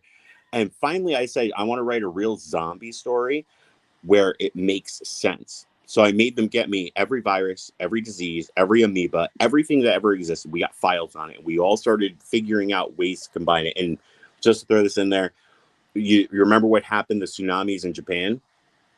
I used that idea with a small creature called Toxomorpho gondii, which is, everybody knows what it is. It's just you don't know what it is. Cats have it. It's a parasite that lives in the intestines of rats but can only reproduce in the intestines of cats. But I decided, because of the nuclear fallout, I would use Toxomorpho gondii along with another virus or a catalyst that would work with it. And I came up with a combination. So when I started looking at all the deaths in China, I kept saying, wait a minute, this doesn't seem right. So I went to my bosses and I'm like, hey, there's a problem here. I'm already seeing this and it looks like a contagion. And they're like, no, we would know. Just go back. You're a conspiracy theorist. So went back to my desk and I opened up, my calculator and I started calculating the R naught. And I'm like, isn't that interesting? This is like a lot worse than the Black Plague, the pneumonic plague, and not many people know this, but the bubonic plague still exists. Every year people are coming down with it. You just don't know it because most people are already vaxxed to it. It's mostly from fleas on squirrels and raccoons and stuff like that. But rats and mice, their fleas can carry it too. So I started noticing the death toll was matching the R naught for the bubonic plague. And little known fact, now they don't think the bubonic plague is what killed all those people in the past. They believe it was a pneumonic, an airborne plague. So after I calculated the R naught, I made a meme, which I posted on my Instagram, Facebook, and everything. And I also sent it to everybody that I work with, my supervisor, their supervisors, their boss. And I'm like, this is the R naught. Can we have a meeting? And they were like, I don't think you know. I'm a nurse and I'm a doctor. I'm a PhD. And they're all telling me how dumb I am and I don't know what I'm talking about. And I said, look, this is the calculation for the R naught. And this was September and October of 2019. And I said, it is. And I was like, it's 0.19 higher than the bubonic plague. And they were like, yeah, we don't think so. And then suddenly New Rochelle, New York was shut down. The whole city was in quarantine. And then all the JFK airport, their towers got shut down. And I'm like, look, a one-way ticket to China is $59. Do you know how many people are going to travel to China just to go to Italy and all these other places cheaper? And then they're going to come back the same way. And where does that all go through? JFK. And they're like, Scott, you're just a conspiracy theorist. No more than 2 months later, they released the R naught. I was off by 0.19. Oh my goodness! So Jody says, "My gosh," allegedly. So, what an R naught is? Let me give an explanation so everybody understands. An R naught of equal to 1, it means it's like a plague. So you have an R naught is calculated by the number 1. If it's so picture you have 4 people there's A, B, and C, those towns. In town A, 2 people out of 4 have a sickness. And then in the next town, 2 people out of 4, 2 people out of 4. Then you go back a week later and the first town A it dies out. Well, that means it's, just like a common cold. The next one, if there's now 4 or 8 people that have it, it's more like Ebola, which is transferred directly from person to person. But when you go to the last city, if it's greater than 1, So if the R naught is less than 1, it's like the common cold. Equal to 1, it's like Ebola. Greater than 1, then it's like the bubonic plague, the swine flu, the Spanish flu, Spanish influenza. And what we had with COVID overseas was it was 0.208 or something. And I came up with like 2.23 or something like that. God, you're right on it. It was kind of funny because then I told my bosses and I said, look, I'm not going to keep coming to work. I could do this work from home. I work in the appeals unit. I deal with court hearings. I don't have to come in. And they're like, everybody has to come in. And I said, fine. So I sent my meme to our CEO. At that point, he reached out and I said, look, if you really want me to, I'm going to send you pictures of all the mobile FEMA units that are now posting all over the city, like every 2 or 3 blocks. So if you want me to, I'll start sending this out in group emails. And they're like, starting in April, everyone will work from home. I was like, thank you.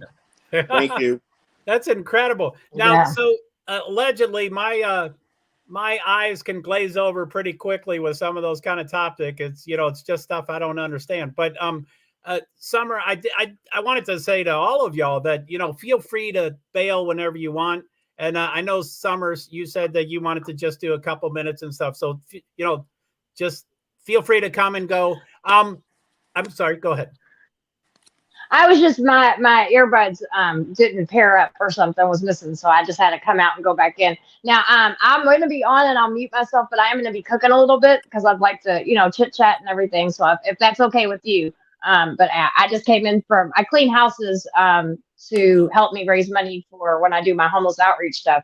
And so I got to cook dinner still. Hot Mess, you can do anything you want, Hot Mess. I'd love it. All right, cool. So, anyway, we're at 1 hour, 31 minutes, 23 seconds. And I was hoping to not get to 2 hours.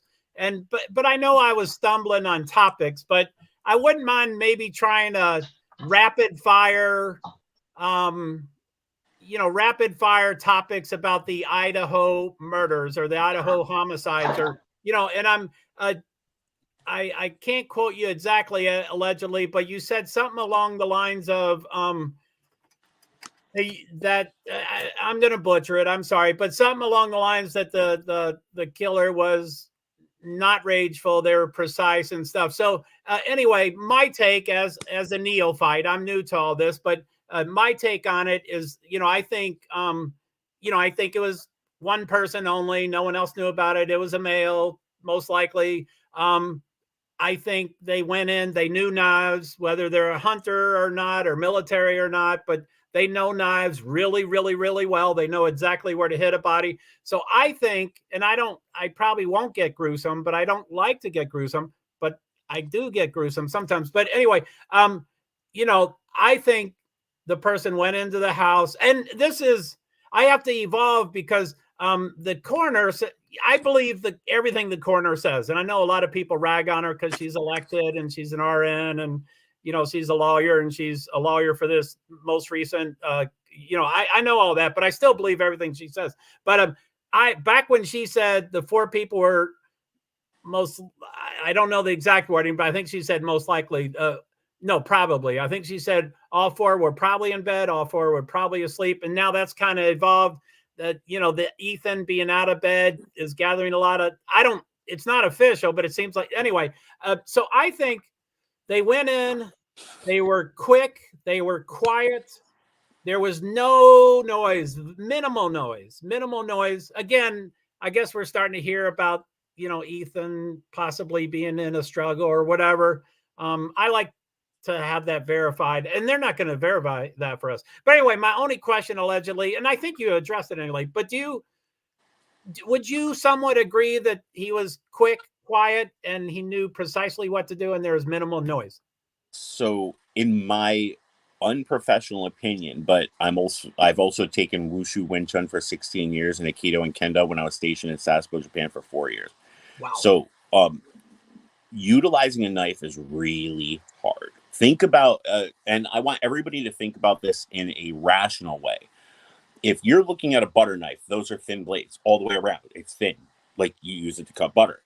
But a knife, they're just saying it's a fixed knife. And I think they're using the K-bar reference as an example so people have a visual aid, because people are going to look it up and it's easy. Because if you said, oh, it's like a butterfly sword, well, not everybody knows what that looks like. So you would have to go look, and then you would have to look at dimensions and look at the weight and go, wow, that's heavy and it's big. So it couldn't have been that. If you really take into consideration the distance that your rib cages are apart, and remember they said it was mostly upper body attacks, imagine trying to ragefully swing a blade in between rib cage, the ribs. Avoid the sternum and all the hard parts.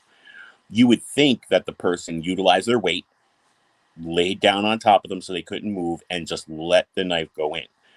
And the other person might have woke up, which is why one of the parents are saying, she had significantly more wounds. Well, if you woke up next to somebody and you saw them being stabbed, you would either try to stop them. You'd be like, what are you doing? Maybe you think he's just punching her. So you say, what are you doing? And you attack him. And then he's got to struggle. Now he's off balance because he's working on one. The other one attacks him, and he's got to, first off, gain control. Second, use the knife. So it's gaining control. Or she tried to run, and he struggled getting up, grabbed her, and he swung really hard and wild and got her a couple of times and dragged the knife, which would cause a gouge. So when they say it was targeted and one person was more brutally handled than the others, that could have just been due to circumstance. Okay. Now, the second set going up the stairs would make no sense to me. I would assume that he would have started at the top, because, when you say I'm going to clean the house from top to bottom, that's everything in life. You always do everything from top to bottom, because if you clean the floor first and then you sprayed your walls and then wiped it down, everything from the walls are going to be on the floor. You got to redo your floor. So if he did do that one floor first and then go upstairs, there would be a trail of blood. So that's as simple as it gets. You would have an entry point.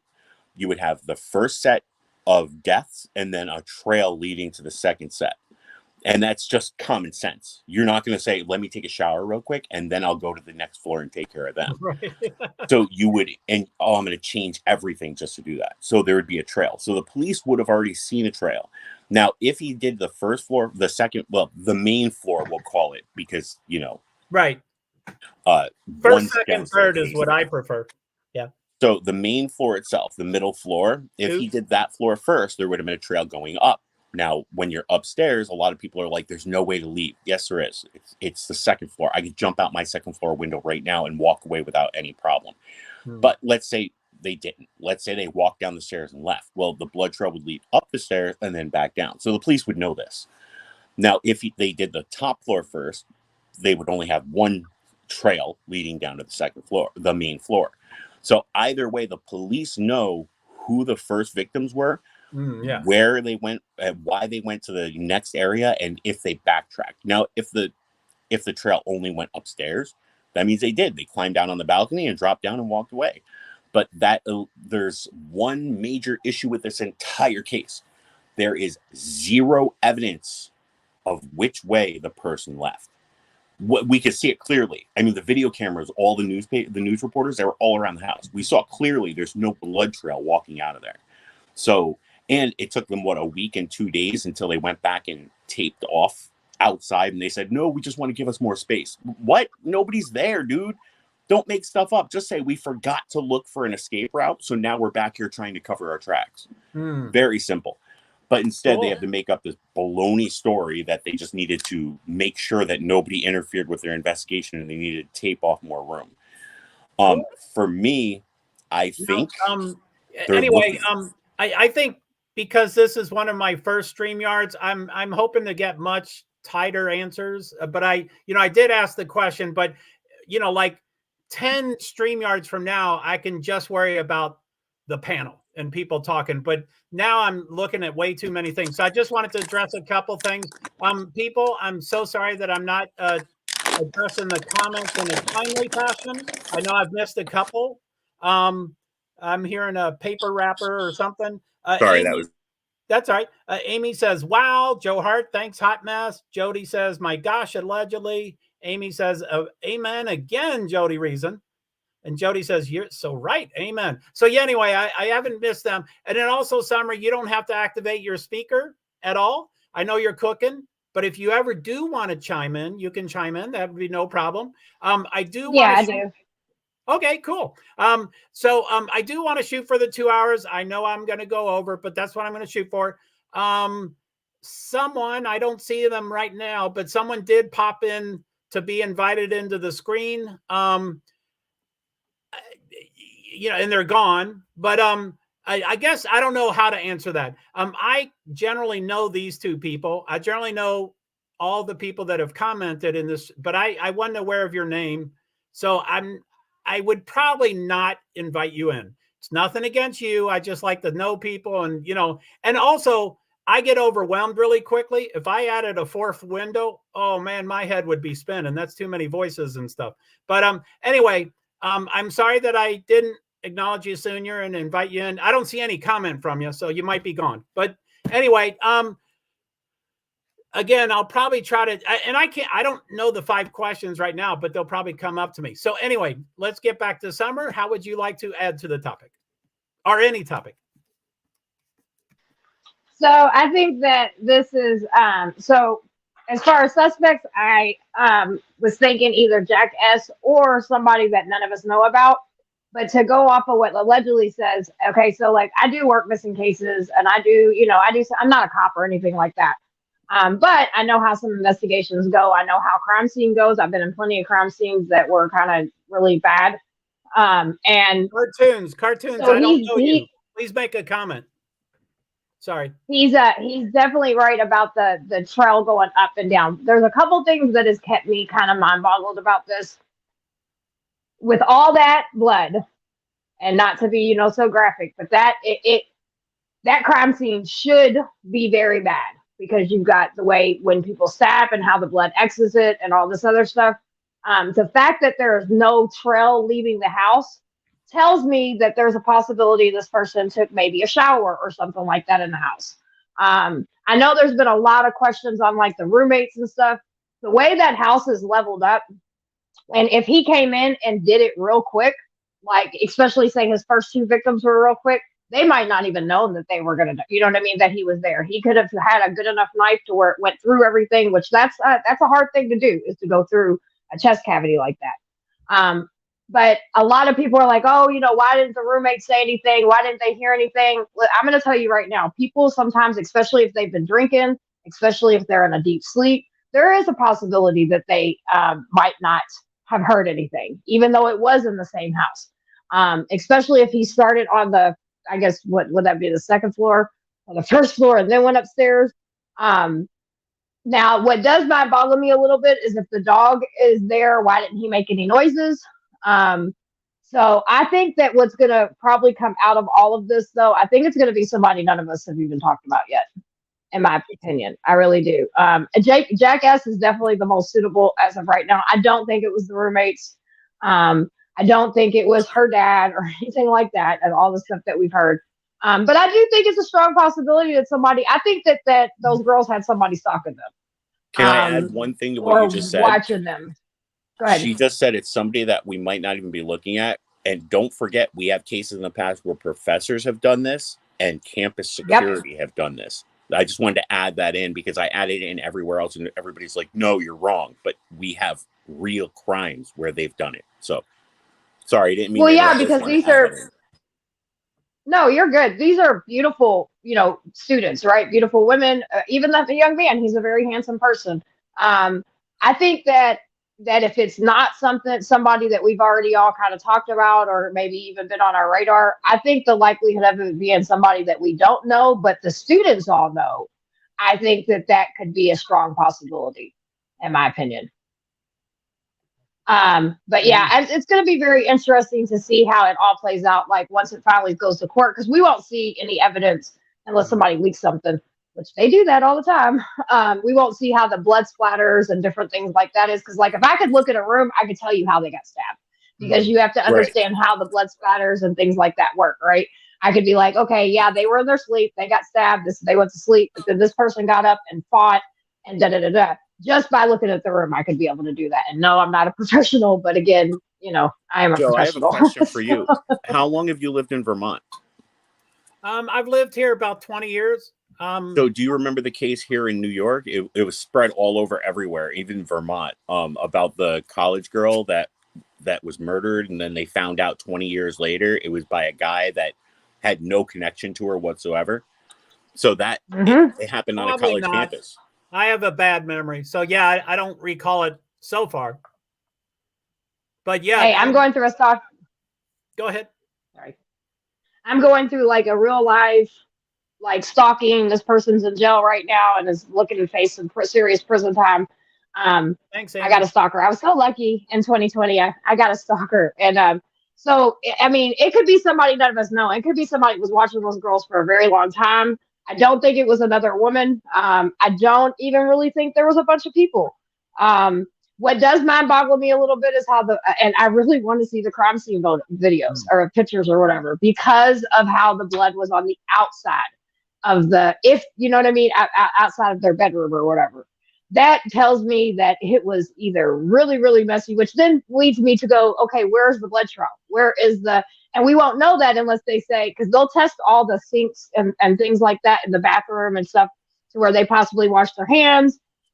I mean, it takes a very, very, very, at this point. I want to add to that too. So when you stab somebody, if it's a puncture and they die, blood stops pumping, which means the only thing that's going to happen is it'll seep out slowly from the wound. In order to have that much blood, like what they were saying, they would have had to been stabs, pulls, and gouges and tears.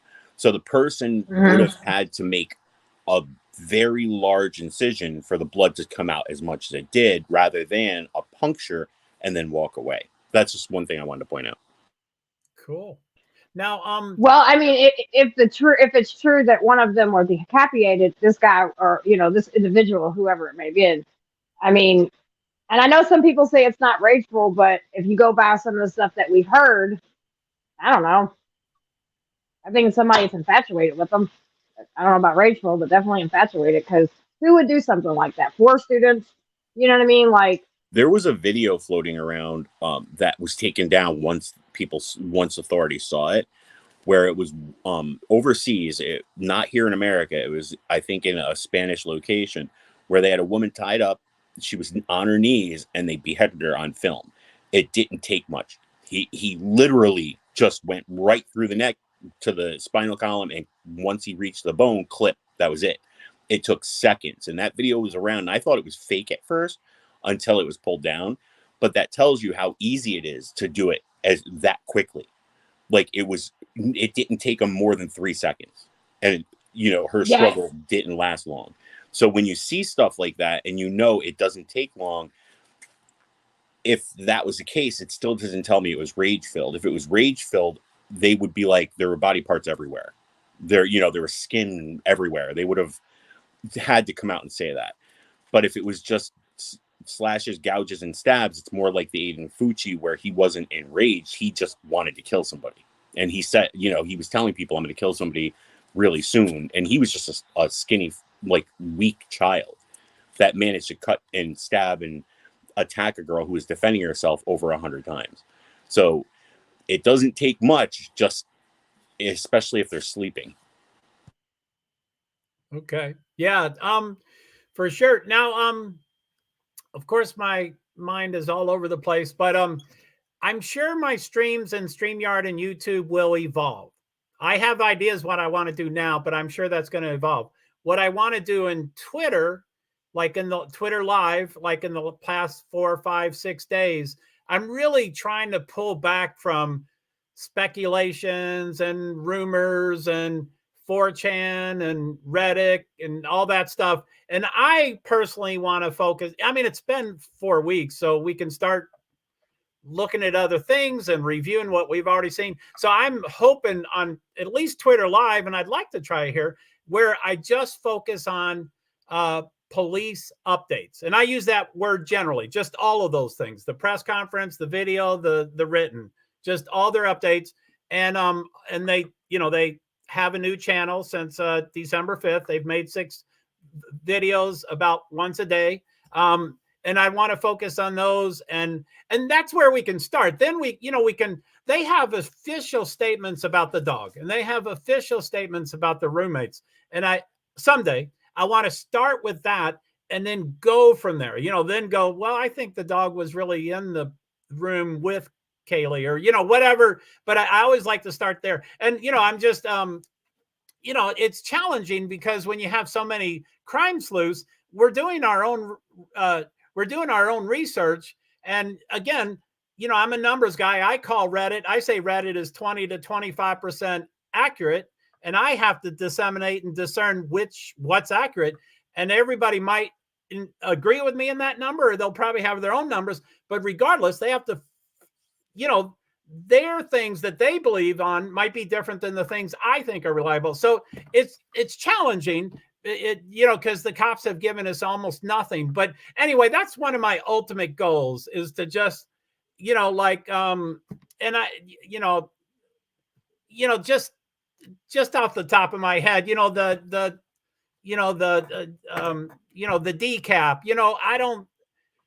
I can only imagine that came from Reddit or 4chan, and I might be wrong. That came from the father, actually. Did he use those words?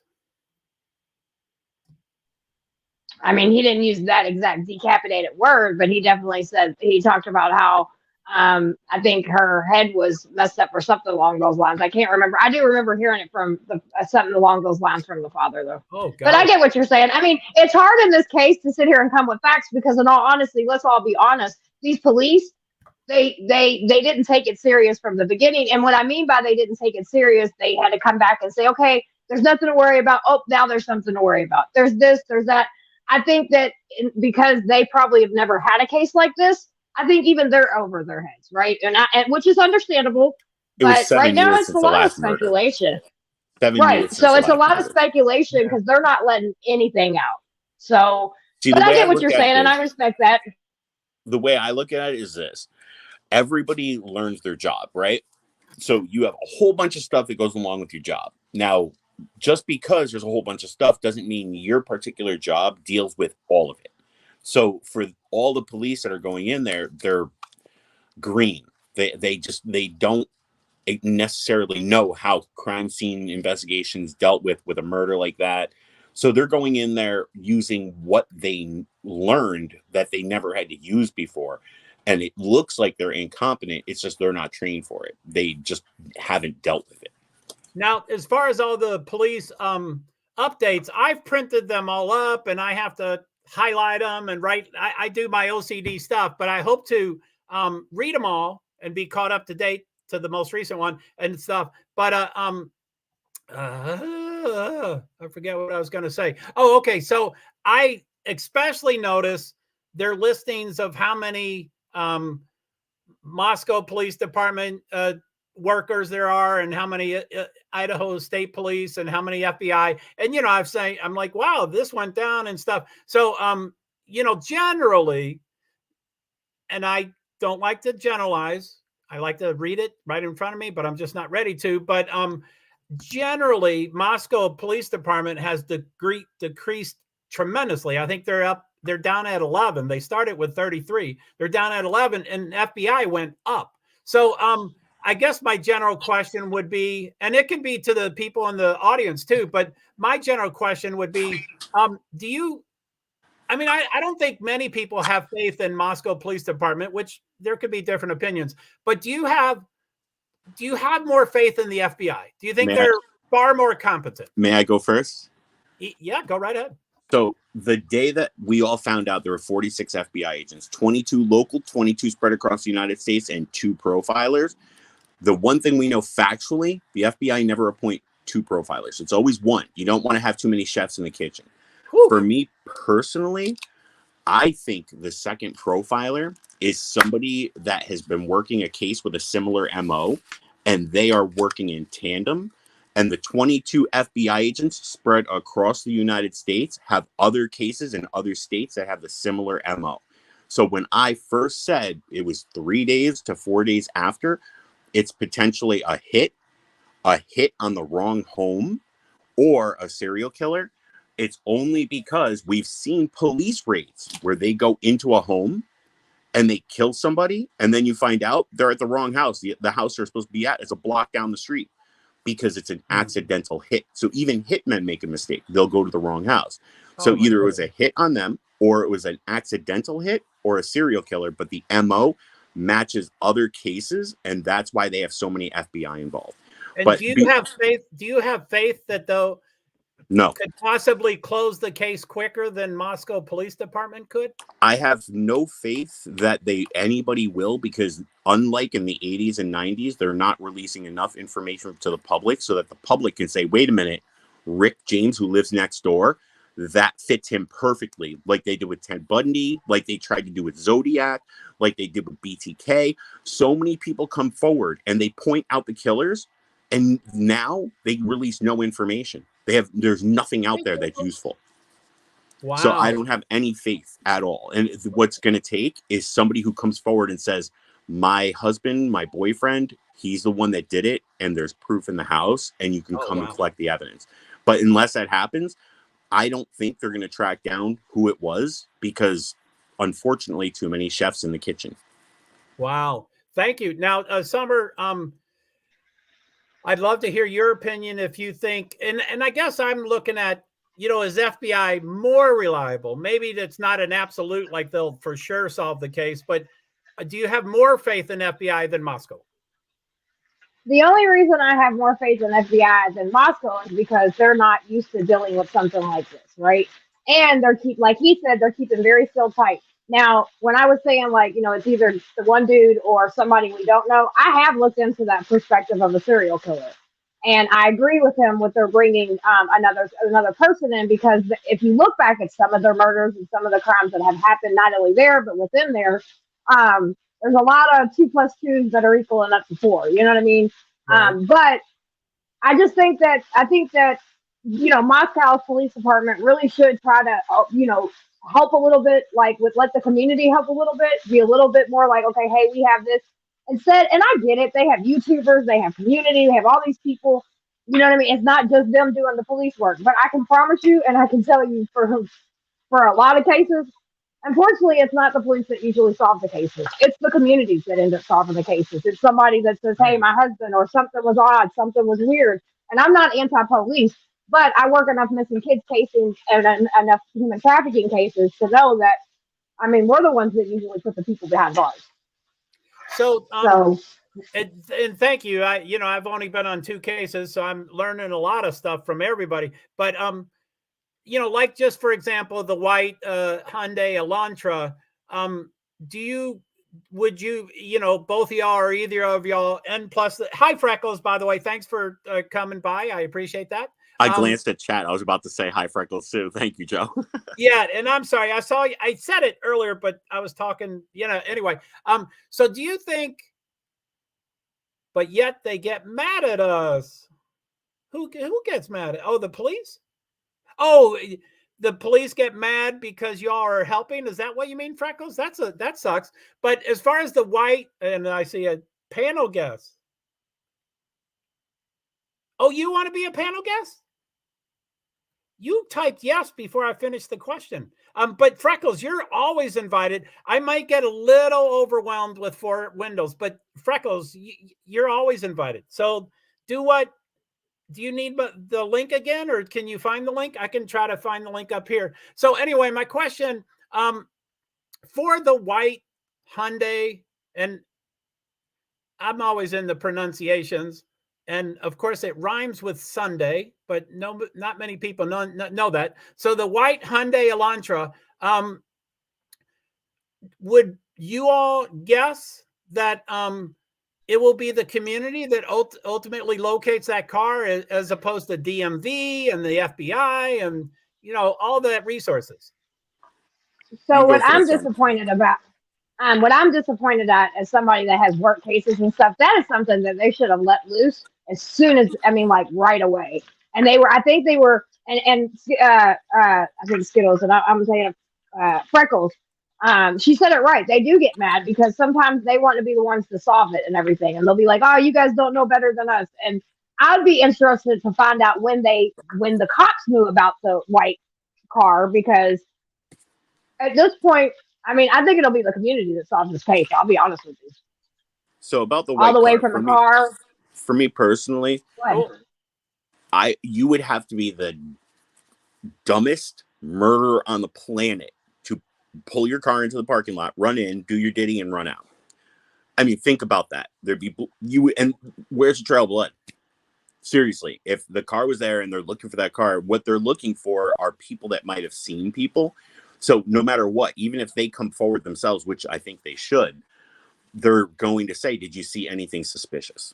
And if they did, great. If they didn't, which I strongly doubt they did, unfortunately, it's not going to mean anything. So I'm hoping that the people in the white car come forward. That's basically it. They should, just to say, look, we don't know anything, man. We were there, but we don't know anything. Now, and I don't mean to, I mean, I don't want to just focus on the white car, but it's pretty interesting. So, I mean, not everybody follows the case and not everybody owns an iPhone. Hey, Dave, how you doing? Thanks for showing up. So not everybody is up to the minute and stuff, but I would say generally 99% of the United States was aware of this white car being asked for. So, I have heard stats like, the first 48 hours of a child abduction is the most critical, or the first 48 hours of a murder and stuff. So do you think we've passed the most critical? Like, do you think that owner is aware we're looking for the car and we're past the reasonable time of them bringing the car to the cops? Not at all. I hate to say this, but there are so many people that do not want to be involved. Think about what happened with the neighbor. Think about what happened with the cook. Think about what happened with the father. People were accusing the father of doing it just because he changed the locks in the one of the sets of locks in the house the weekend before. I mean, when you start coming forward, like the babysitter in Quentin Simon's case, she kept going on lives. You don't do that. You give one live, you give your statement, done deal. The more you go on, you start contradicting yourself. And we found her lying and changing her story countless times. And that's the sad part about coming forward. Whoever is in the white car, they're probably worried if they come forward, they're going to be a suspect. It's going to be pinned on them, or they're going to get their words turned around on them and they're going to look like suspects. Oh man, golly. And as someone that was a witness in one of the biggest cases that is still going on, the Breonna Taylor case, I can tell you right now, I caught a stalker, literally a stalker, because I testified.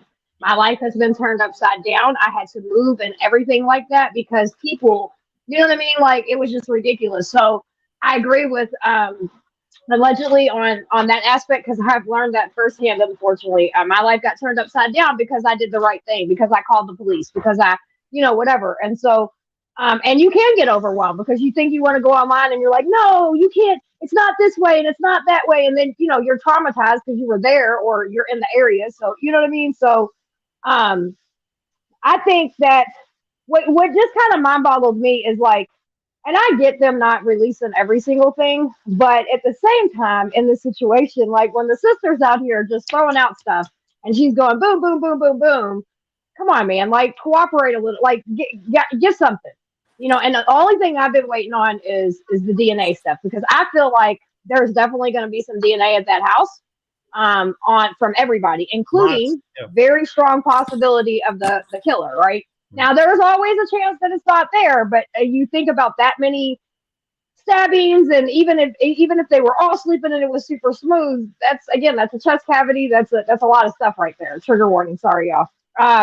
But I don't know, man. I don't know. It's just, I don't think I'm really, really holding on before I make any big things, like statements, holding on to see what the DNA says. But I think that the cops, because of their lack of knowing how to do this, and it may have worked against them a little bit. The only reason I know this tidbit of information is because I was in the military and I helped out in the med bay quite a few times. Blood is slippery, especially in large amounts when it's warm. So this person did all of this with blood slipping all over the handle, slipping on the floor, slipping on the bed, slipping off of their skin until it dries, and then it becomes sticky, and then it starts cracking. So the unfortunate truth is, whoever did it, if they can't find out who he was within the first 2 weeks, there's a chance they might not, unless somebody turns them in. Wow. Now,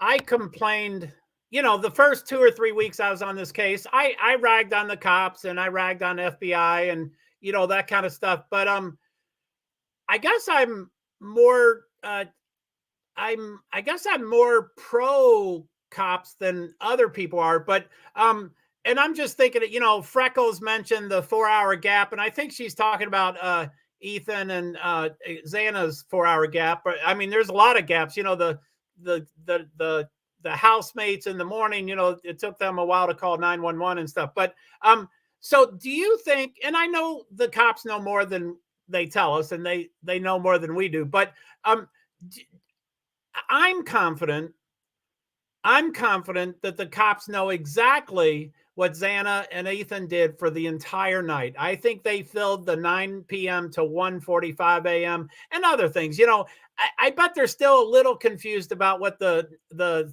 housemates did in the morning. But again, what are your all's take on that? Do you think that the cops have now filled in that complete time frame? Easily. Phone records. I mean, not one of those parents denied phone records or anything. Actually, Olivia being the sister that you were just talking about, Hot Mess. The sister was pushing it, saying, look, I have a better timeline than yours. I have all of their I have the phone records. I have everything. I want to give it to you. And it took them almost a week until they accepted it. And then they updated it on their site. So, yeah, they already have the information for both of their phones. They know what they did during that gap in time, where they were. They don't know who they talked to physically, but they know where they were, what they were doing, their locations, etc. So I'm quite sure that the police have that down. And I think it's inconsequential. And the only reason that people think it is because they're trying to say it was a frat that did this. Right. Which... Cool. Now, I want to hear from Summer, of course. But Dave Travels in Time says, hi, Summer Mess. And I don't know if you remember, he's the other mod. You and he are the two mods. And I thank you both tremendously. And I want to again apologize to the chat room. I can't multitask. So I'm focusing on these two, and then I miss your comments. Freckles, I love what you're writing. I'm sorry I didn't read everyone. Amy, you know, all of y'all are, I'm sorry. So it doesn't have to mean that you stop writing, but I like comments, but I'm just sorry. Anyway, I am. So Summer, what's your take on what did I ask? The gap for Ethan and Xana.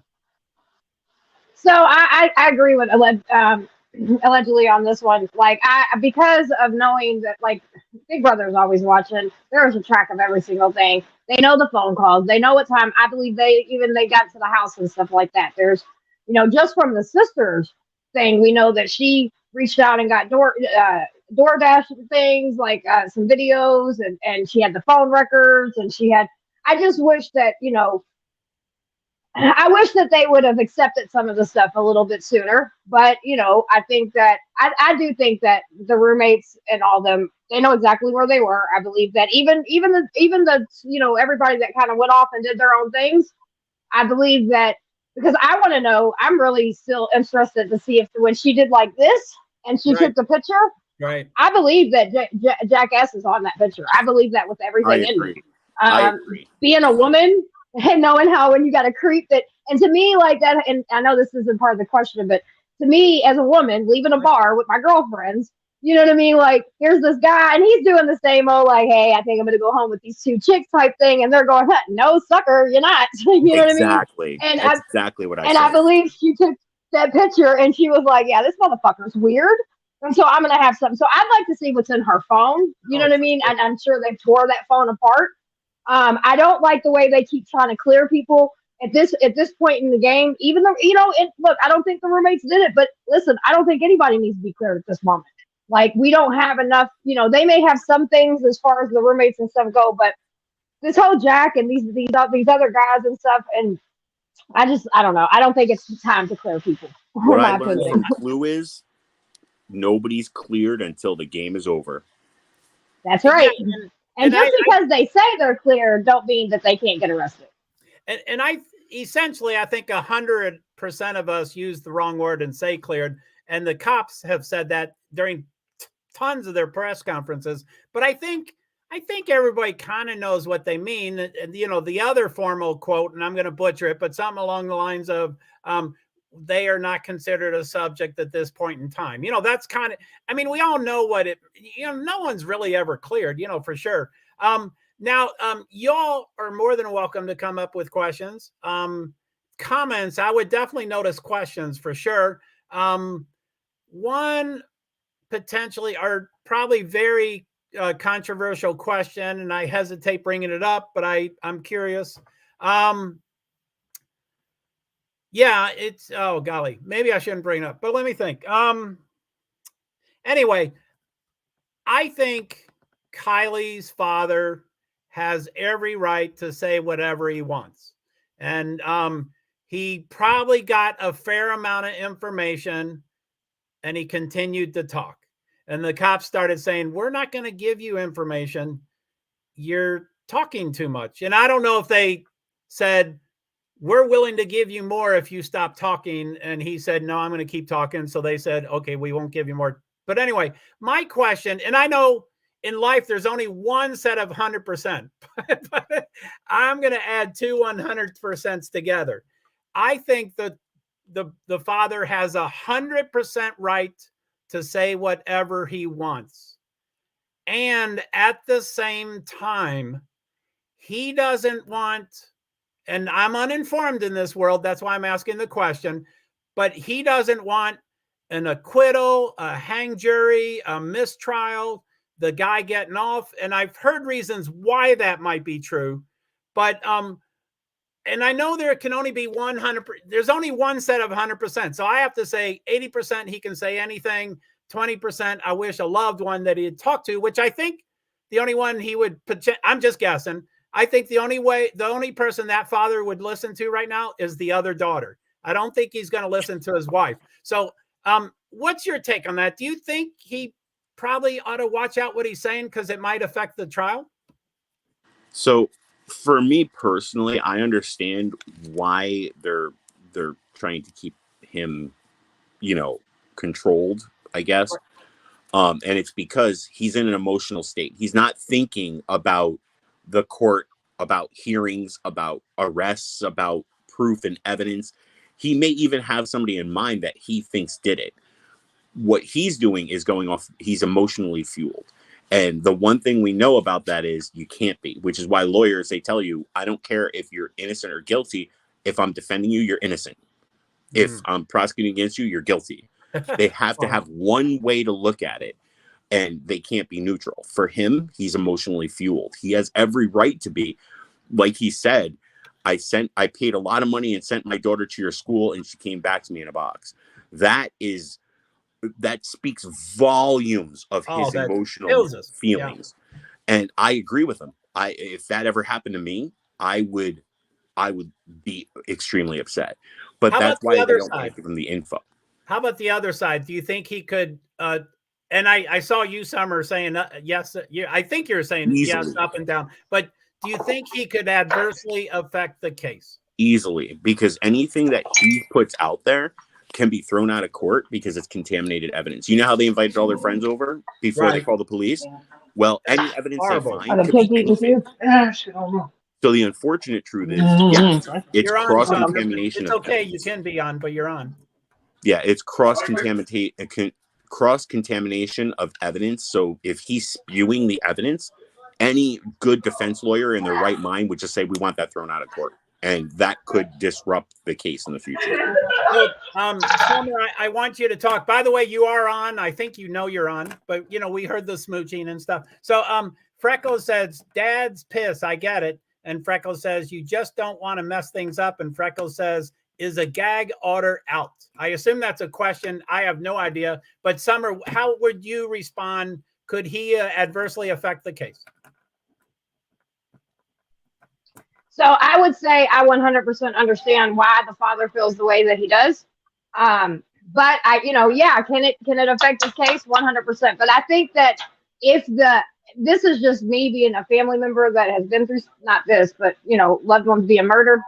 I think if the detectives were more communication with him and reassured him as a father, I don't think he would be as, like as vocal about certain things. I think where the family's, being upset at is because they're not feeling like they're being told anything. You know what I mean? They're feeling like, like the sister feels like she has to go and do everything.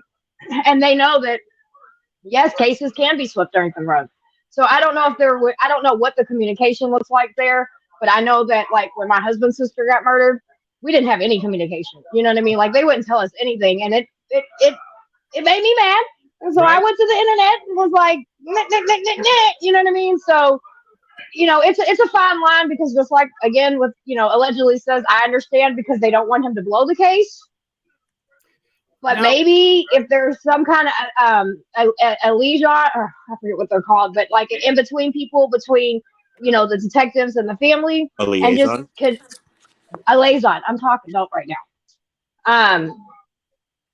To help cure the, just calm the family and reassure them that like, hey, everything's going okay, even though it seems like nothing's going on. I promise you it is. And there may be, I don't know, you know what I mean? But my heart breaks for the family because I'm going to tell you right now. and Yeah. and I do too. And I didn't want to bring up the question, but I'm inquisitive. And I have nothing to base this on except just, watching and experiencing everything. But something you just said, Summer, reminded me of this comment or question. I kind of think for whatever volume of information, I would imagine the cops were given the father information and he was the first to break that understanding. I would imagine he spoke first. And I really should probably get off this topic because I am 100% supportive in what he speaks about. So maybe I'll retract that question. I mean, I don't want to dad shame. I don't want to victim shame. I don't want to do any of that. He has every right to do that. His daughter died and he cared about her a lot.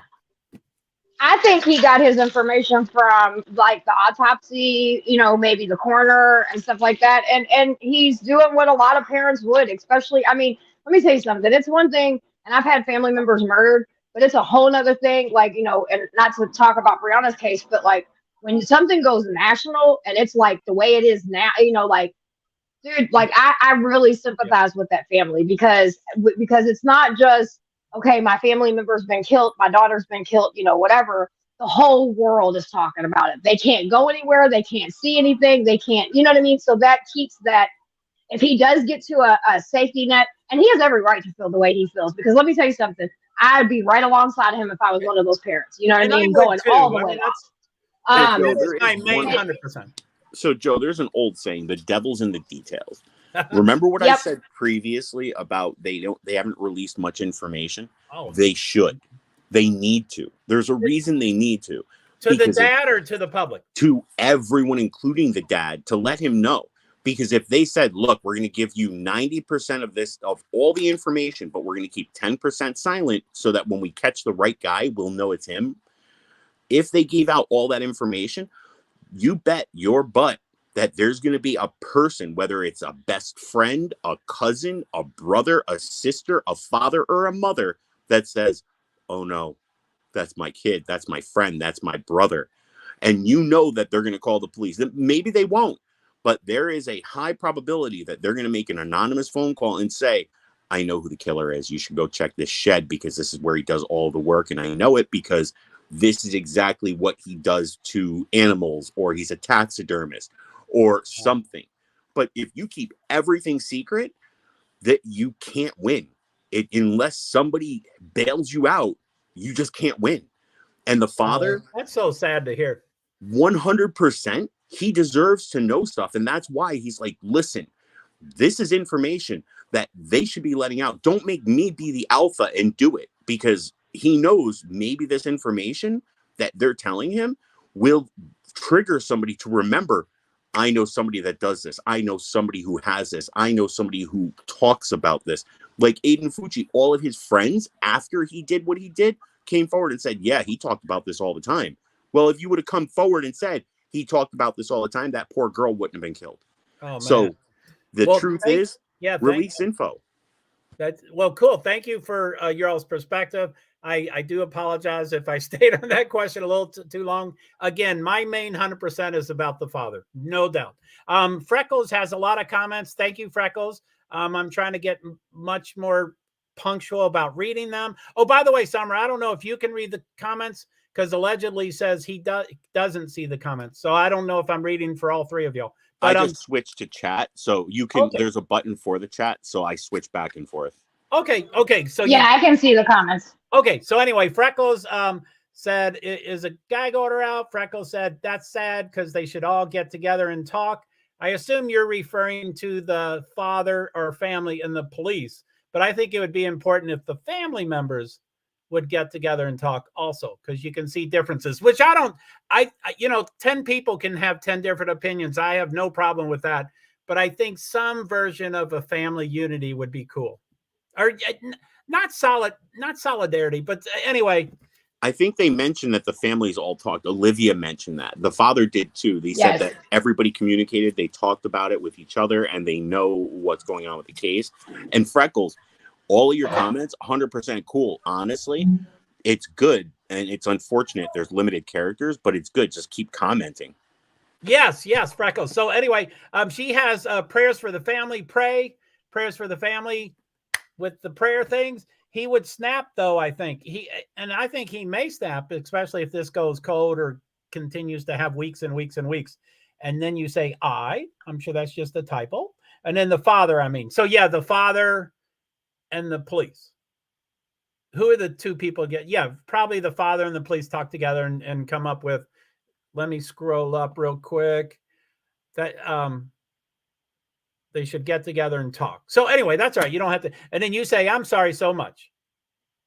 No, I'm sorry. I don't follow the context, but thank you, Freckles. I love all your comments. Thank you so much. And I'm trying to get better about reading them. So, I don't know. There's so many topics. There's, this is, can you all think of any questions to put out there?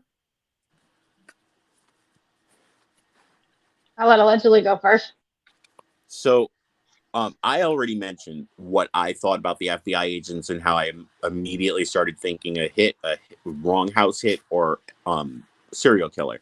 Does anybody else have any outside of the box thinking? Maybe a professor, campus security, something like that? Because it always makes me think more outside the box when I hear other people bring up things that I might not have thought of. So when I started looking at the case, and because I'm looking at I do what I do on my show. Sometimes I'll do updates of all the cases that are going on. So I'm working a couple different cases at the same time. I've got the Indiana, the case down in Mexico, this case, and then the OnlyFans case that I'm kind of all doing. I think when I started looking at this case, the fact that there was murders and stuff around the area happened on the 13th, happened around 3-something in the morning. That it does kind of give me serial killer vibes. Now that could be somebody that's done it, or it also, we were saying earlier, allegedly, I do kind of agree. It could have been a professor. It could have been a security guard. I think it was somebody. These women are beautiful, you know what I mean? And they seem like not only were they beautiful, but they were super nice, right? Because okay, let's face it, I'm a woman. You guys can't say this, but I can. Some women are really, really cute and don't have have shit for personality, right? But these women were really pretty, seemed very smart, and had a great personality from what I've looked at, right? Other people have spoke on, they just seem really sweet. So, could there have been somebody at a diner or a gas station or even at their school that got infatuated with one of them? I'm still stuck on this, and the way they dismissed this whole stalking thing, you know what I mean? And then if you think about it also, and this is what makes me think it could be somebody from the school too, is because they had that knife incident a couple weeks ahead of time, where some random person just kind of ran up, and not on them, but on, on some other people or whatever, and they put the big alert out. So I don't know, man, it's going to be really interesting to see where this case, because there's all kinds of little rabbit holes we can go down. But I think it's going to be a minute. I don't think it's something that's going to happen even when DNA comes back, unfortunately. And I think we don't, and I agree with allegedly saying earlier about the knife. I think that that's a knife that they're showing because, with maybe the widths of the cuts and the stab wounds and stuff like that, it could be something that's like that. But I'm a knife lover, it could be any kind of big knife. And, you know, I seen the video that he was talking about earlier that was taken down 2.2 seconds that can get stuff done with knives. You know what I mean? So I don't know. It's going to be interesting to see how it plays out. But I'm definitely leaning towards jackass or a serial killer, somebody we don't know. That's Well, kind of where cool. I'm going with it. All right. Well, thank you for those answers. I'm going to get back to the comments. Allegedly said, I'm sorry so much. All the comments. I mean, please comment as much as you want. By the way, Freckles, while I'm going through all this, you are always, you know, basically you are always invited to come up on my panel. And I know you're cooking, and that probably means then you have to eat, and you probably have a family. But anyway, if it ever comes to a point where you're free and you want to come up, let me know anytime. I'm sorry so much. All the comments. I mean, pub chef. That might be that dude with the knives that had knives and then he stopped bringing them to work. I don't know if that was a pub or not. So pub chef. Uh-oh, I screwed up. I went way up. So pub chef, Freckles. Interesting. Looking everywhere, though, to be honest. Looking everywhere. Yeah. And allegedly says, I'm in chat on my droid. Go droids. And then Freckles is LOL and yay. And I like chatting. And Amy, bro, I'm sorry. I meant to read your comments several times, and I did not. I do apologize. Amy, and I know she's behind. I don't know what that means. I don't know if she can go out and come back in and be live. But Amy, it says, really enjoying your panel, Santa Joe and Freckles. I'm so far behind. I don't know what I would be commenting on. Doing good. So Amy, I don't know if you're going to hear this or you're going to hear this. I think you said 8 minutes. So I don't know if you hear this now or you hear it 8 minutes from now, but you're welcome to come up too. And then you can talk live. But I don't know if I think you said you have a storm coming and that's why you're delayed, but I don't know. Wow. How can someone be eight minutes delayed? Anyway, allegedly I use go ahead. When you write sometimes, it can pause the YouTube. And so that's sometimes how people can fall behind. Because I do that. Sometimes when you're writing in the comments, it'll stop it while you're writing, and then you'll slowly but surely get kind of behind a little bit. And are you talking about me specifically when I write or when anybody writes? No. When the like Amy was saying, she's kind of far behind. If she's been writing comments and stuff like that, sometimes it'll pause it because I'll forget that too. Sometimes, like I'll be in your chat and I'll write, "Hey Santa, how are you doing?" or whatever, right? Hey, allegedly. Well, every time I write something, it pauses it for 5 seconds that it took me to write it. So, and then also for the chat, make sure you guys push live chat so you guys can see everything everybody's saying. OMG. Wow, that's fascinating because I talk a lot and I type a lot and I'm a slow typer. I think I'm pretty live on most conversations, but man, I should be minutes behind because I write paragraphs. Golly, I didn't know that. Freckles, while thank you. I would imagine that's the invite. You're always invited, but I guess that means you're eating. So I think that was the one that was cooking and stuff. Amy, a love. I don't know what that is. Thank you for the heart on a face maybe thing. Freckles, Amy said, bad weather coming and internet in and out. Amy said, thank you. So you heard me live, Amy. Cool. Anyway, if you come up, maybe the delay will go away or something like that. Let's see. There's, I kind of currently, I have an opinion about everything. And I guess it's kind of human for everybody to think that their theories are probably the most accurate. And so sometimes I feel that way. So some of the topics I, would steer away from. But what's the take on, and again, I'm not into tin hats and, wild theories and stuff. And I know some people are, and I don't try to tell people what they can and can't say. But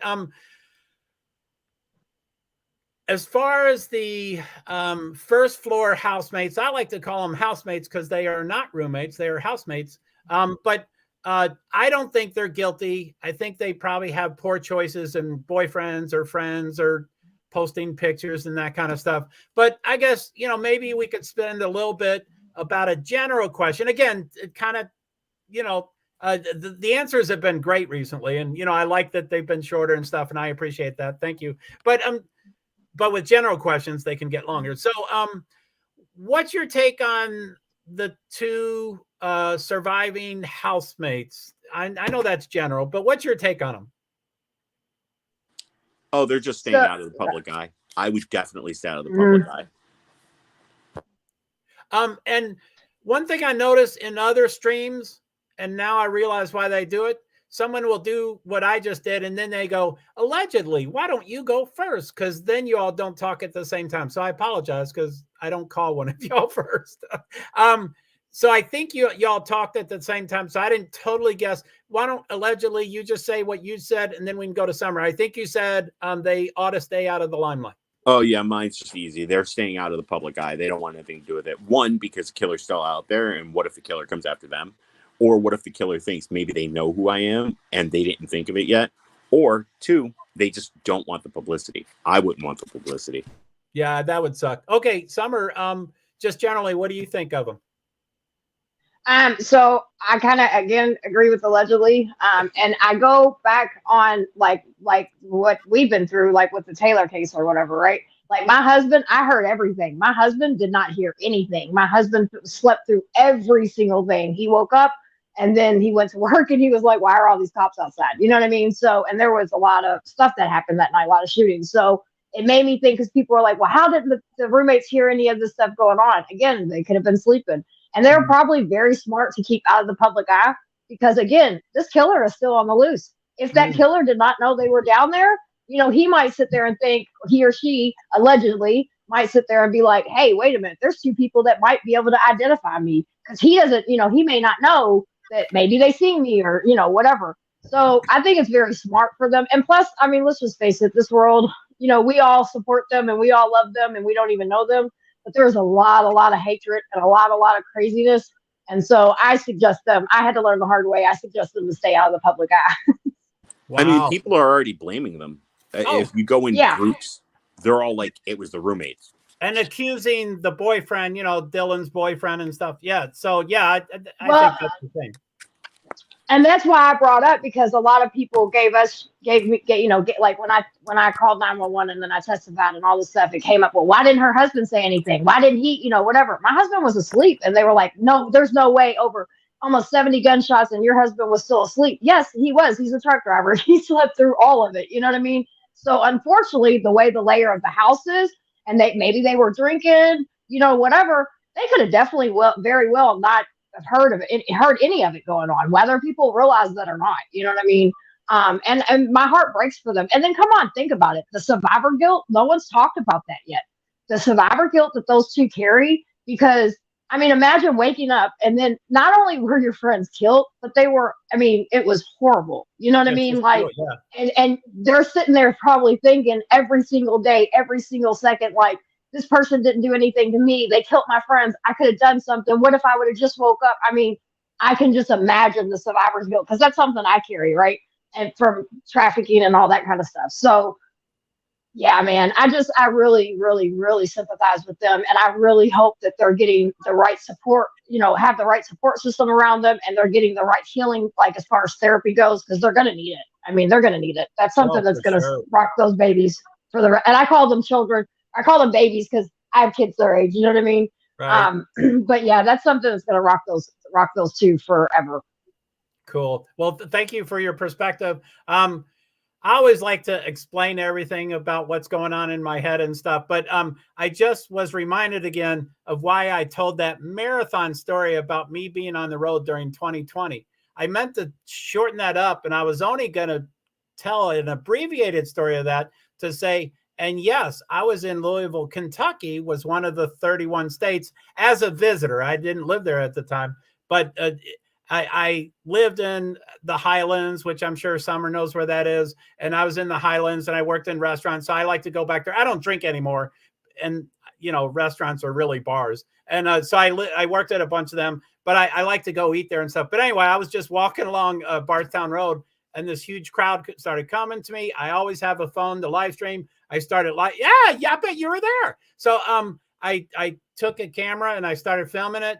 And then, you know, I'm inquisitive and I don't have filters. And so after about 10 people walked past me and I still had the camera, I was like, I'm sorry, I'm visiting. Can you tell me what this is about? And they're like, Breonna, Taylor. Is it Taylor? Is that the last name? And rest in peace. But I kept the camera on, but instantly I'm an outsider. I can't relate as much. But I just turned around and I started walking with him. So that was the reason I told that story, because I wanted to say that Kentucky was one of the 31 states.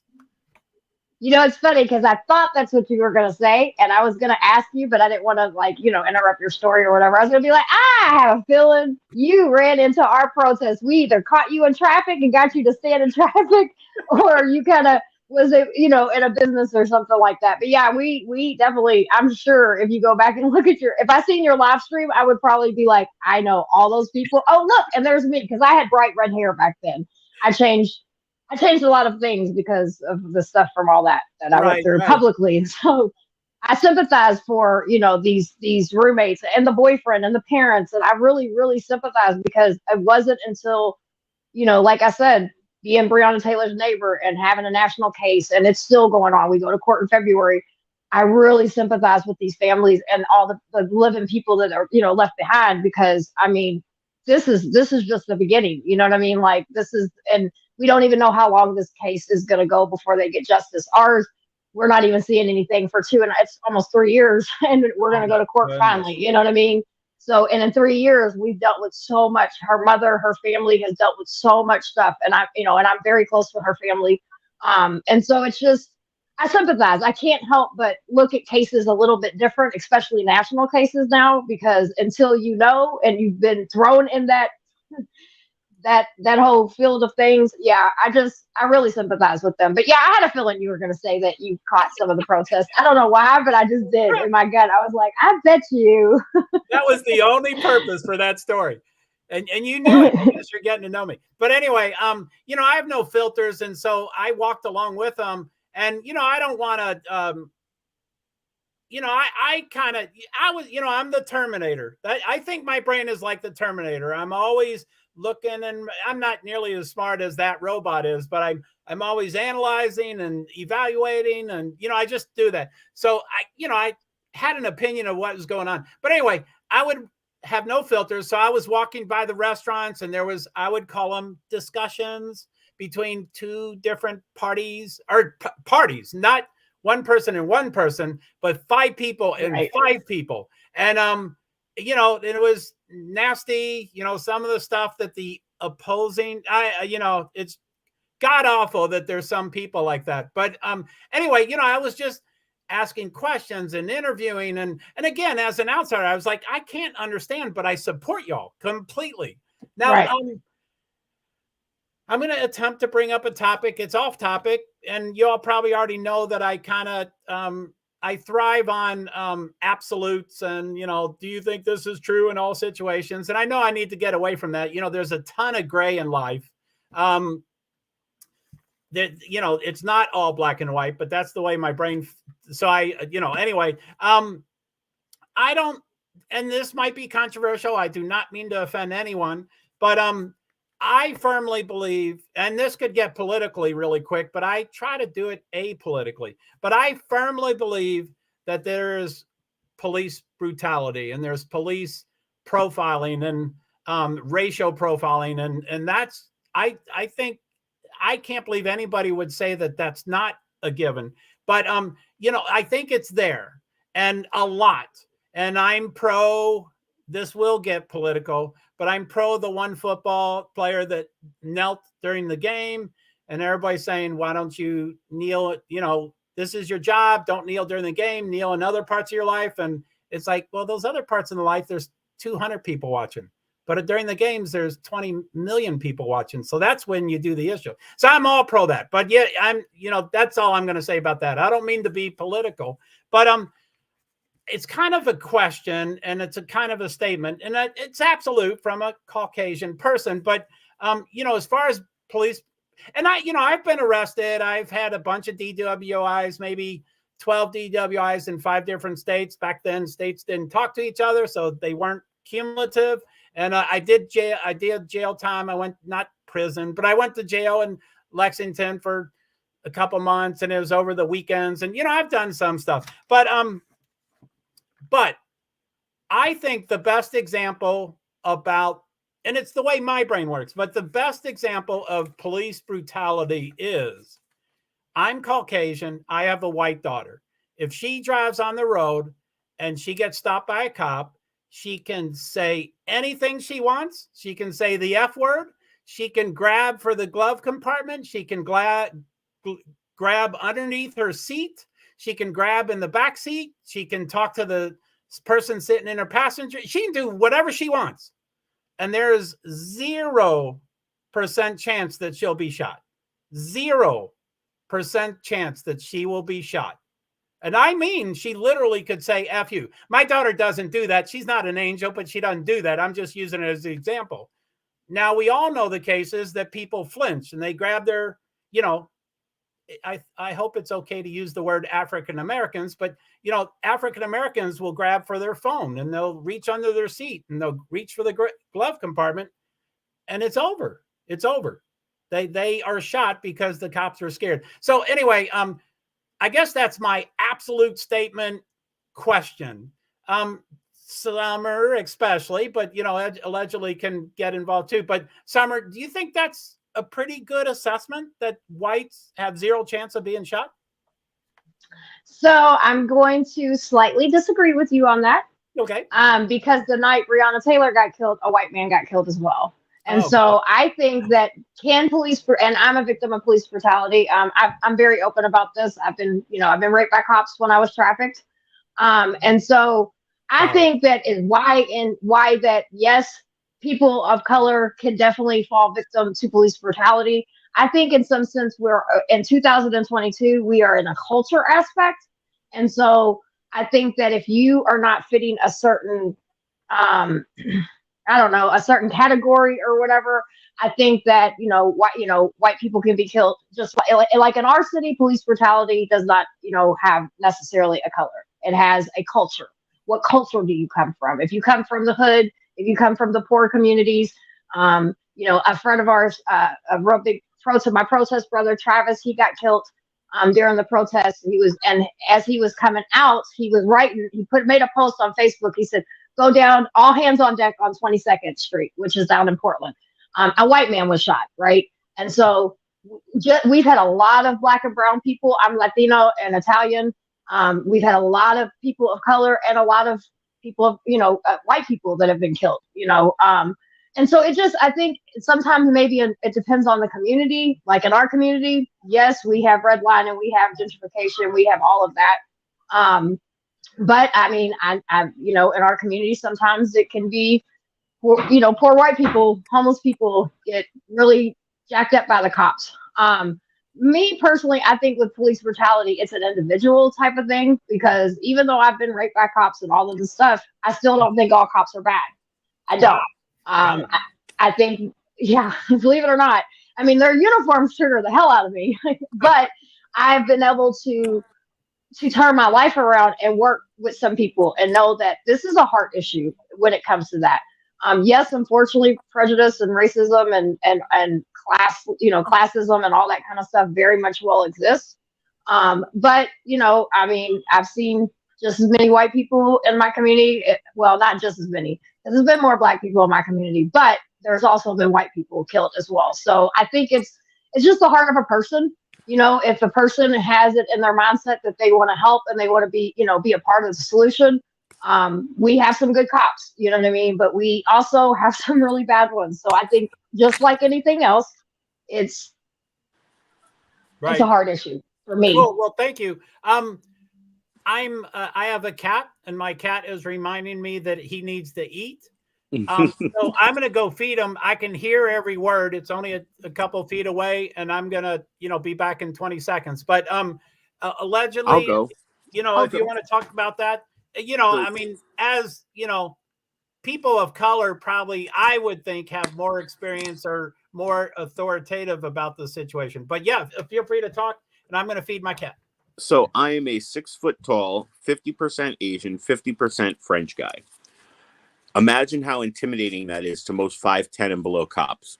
So I have had tremendous amounts of bad experience until, and remember when you were talking about stature, until I had moved to Philadelphia and began working in corporate offices, and then moved back here and I work in a corporate office. It seems that if you're wearing a suit and tie, now you're no longer a threat.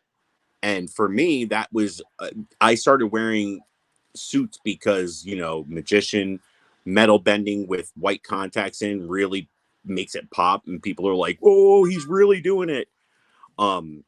So for me, wearing a suit, wearing a tie just became common. But pre that, I used to dress like normal people, jeans and a pullover. And every time I walk down the street, doesn't matter if they're black cops, white cops, Spanish cops, they would say, where are you going? Do you have a driver's license? Do you have an ID on you? And I'm like, why do you don't have any reason to be asking me for ID?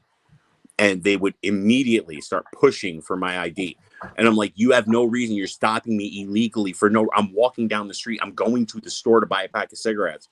And I experienced that all the way up until I started wearing suits all the time. The moment I started wearing suits, for some reason, I was invisible for them to see me as a criminal. So it's a lot about stature, where you're from, how you present yourself. And I agree with you. I've equally seen people that were white that got shot in bad neighborhoods, but that's because they're from that neighborhood. And unfortunately, it scares police. But stature, the way that you present yourself, really helps a lot. I mean, there are those rare circumstances where an Asian man, an African man, or a Spanish man will be dressed in a suit and they'll get shot and killed. But those are very rare occasions. Usually, they're just not people they look at. Wow. Well, cool. Thank you. Allegedly, that's amazing that, you know, a suit can make that much difference, and it makes sense. And it's sad that it makes sense, but boy, that's something else. So thank you. You know, I'm just trying to think of topics. I of course would want to shy away from the dog. I think there's you know, Murphy. I think there's too much speculating about the dog, and I accidentally kicked myself out. Well, that's okay, Hot Mess. You're welcome to come right back in, but I do know you said you want to be here for a couple minutes, so feel free to do whatever. So, Joe, it's not a Labradoodle, but it's the other doodle. And those types of dogs, I worked in a kennel in San Francisco when I lived out there. I will be very straightforward about this. Whenever we got the doodles in, they were my favorite dogs to work on because they didn't attack you. They didn't bark at you. It doesn't matter what was going on. It really doesn't matter. They're the most docile animals on the planet, like pet-wise. And to be honest, the police did say the dog had no evidence on it whatsoever. They found it, from what I understand, they found it in another room. So I don't think the dog had much to do with the whole situation.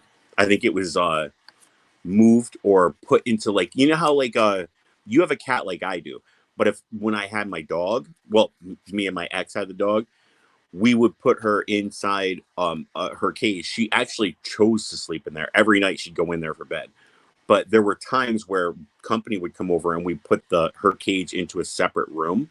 So she would go in there, lay down, and, you know, we would shut the door and she would sleep in there the whole night because it made her feel secure.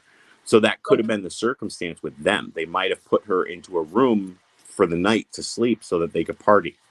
Now, I'm sorry to interrupt. Keep that thought, of course. But Hot Mess says, I am actually going to go ahead and jump in the shower because I've been busy all day. But I want to say, Santa, thank you so much, allegedly. I hope to see you around. And everyone in the chat, you guys are all amazing. Thank you, Hot Mess. You know how I feel about you. I'm glad you came up here. And it was way more than a few minutes as you asked for. So thank you. Thank you so much. And, good night, Hot Mess. Cool. So, yeah, I mean, I do want to shy away from the dog because there's just so many people that are quoting things that are not on the police reports. But yes, I got it. And I might now quote it incorrectly because I like to read things. And I said that 20 times tonight. I hate to be wrong, but I do know it's mini, and I think it's a mini golden doodle. And I got that from the Amy Bro. Good to meet you, Hot Mess Summer. Yes, Amy. Are you up to speed, Amy? Are you current? I hope you're current. So, but yeah, it's a mini golden doodle. I got that from the obituary, and you know, I read all 4 obituaries. That was a very, you know, that's where you find out that Ethan is a second-year freshman. Everybody's like, he's a freshman, he can't be in a fraternity. I'm like, I took 8 years to get my bachelor's degree. People Right. can do really poorly in school. They can do that, you know. So, and they write about it. I mean, I don't know if you've read any of the obituaries, but they're very sweet and funny about it. You know, like, well, Ethan preferred socializing and friends, and academics wasn't really his thing, you know, and it was just sweet. They weren't criticizing him, you know, it was sweet.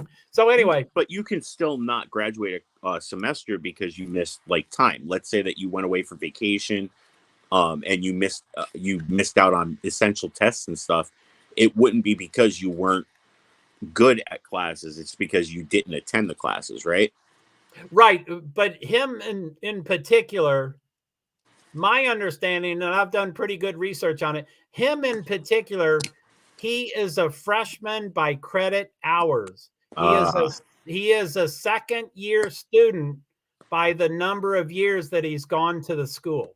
Gotcha. So he is a second-year freshman. That's why if he is in the fraternity, which I think he is, I don't know if I verified that, but if, I mean, they say, yeah. I'm sorry, the obituary says, the family says he and his triplet brother are both in the fraternity. But you know, everybody's like, he's a freshman, he's got to be pledging, he can't be in the fraternity. And I'm like, he's a second year anyway. So that, yeah, anyway, so that's how that works. Or, you know, but yeah, you're right, they can take off a semester and go overseas, or just not go to school. You know, there's plenty of reasons. But anyway, the family, it was very sweet. You know, I mean, that's, you know, I'm the youngest of 9. My dad got a degree from Yale and Harvard, full ride. All of us have degrees, but it wasn't mandatory, and I wasn't the best student. And when I went to college, my father, that had a Yale and Harvard degree, said, Joe, enjoy yourself, make some good friends. This is real critical. And I'm like, wow, and he's never been hard on me. I mean, he's deceased by 40 years almost, but, you know, he was never hard on me and study more and get better grades. But, you know, so anyway, I mean, it was sweet. That's the way the family wrote about Ethan. Nice. That friends are important and socializing is important. And, you know, and you can kind of tell that from his pictures. And he's got that kitty cat picture of him on the bed, or, you know, I don't know if you've seen the picture of his horizontal and he's right next to the So anyway, Amy Bro says, good to meet you, hot mess summer. And Amy Bro says 25 minutes and counting.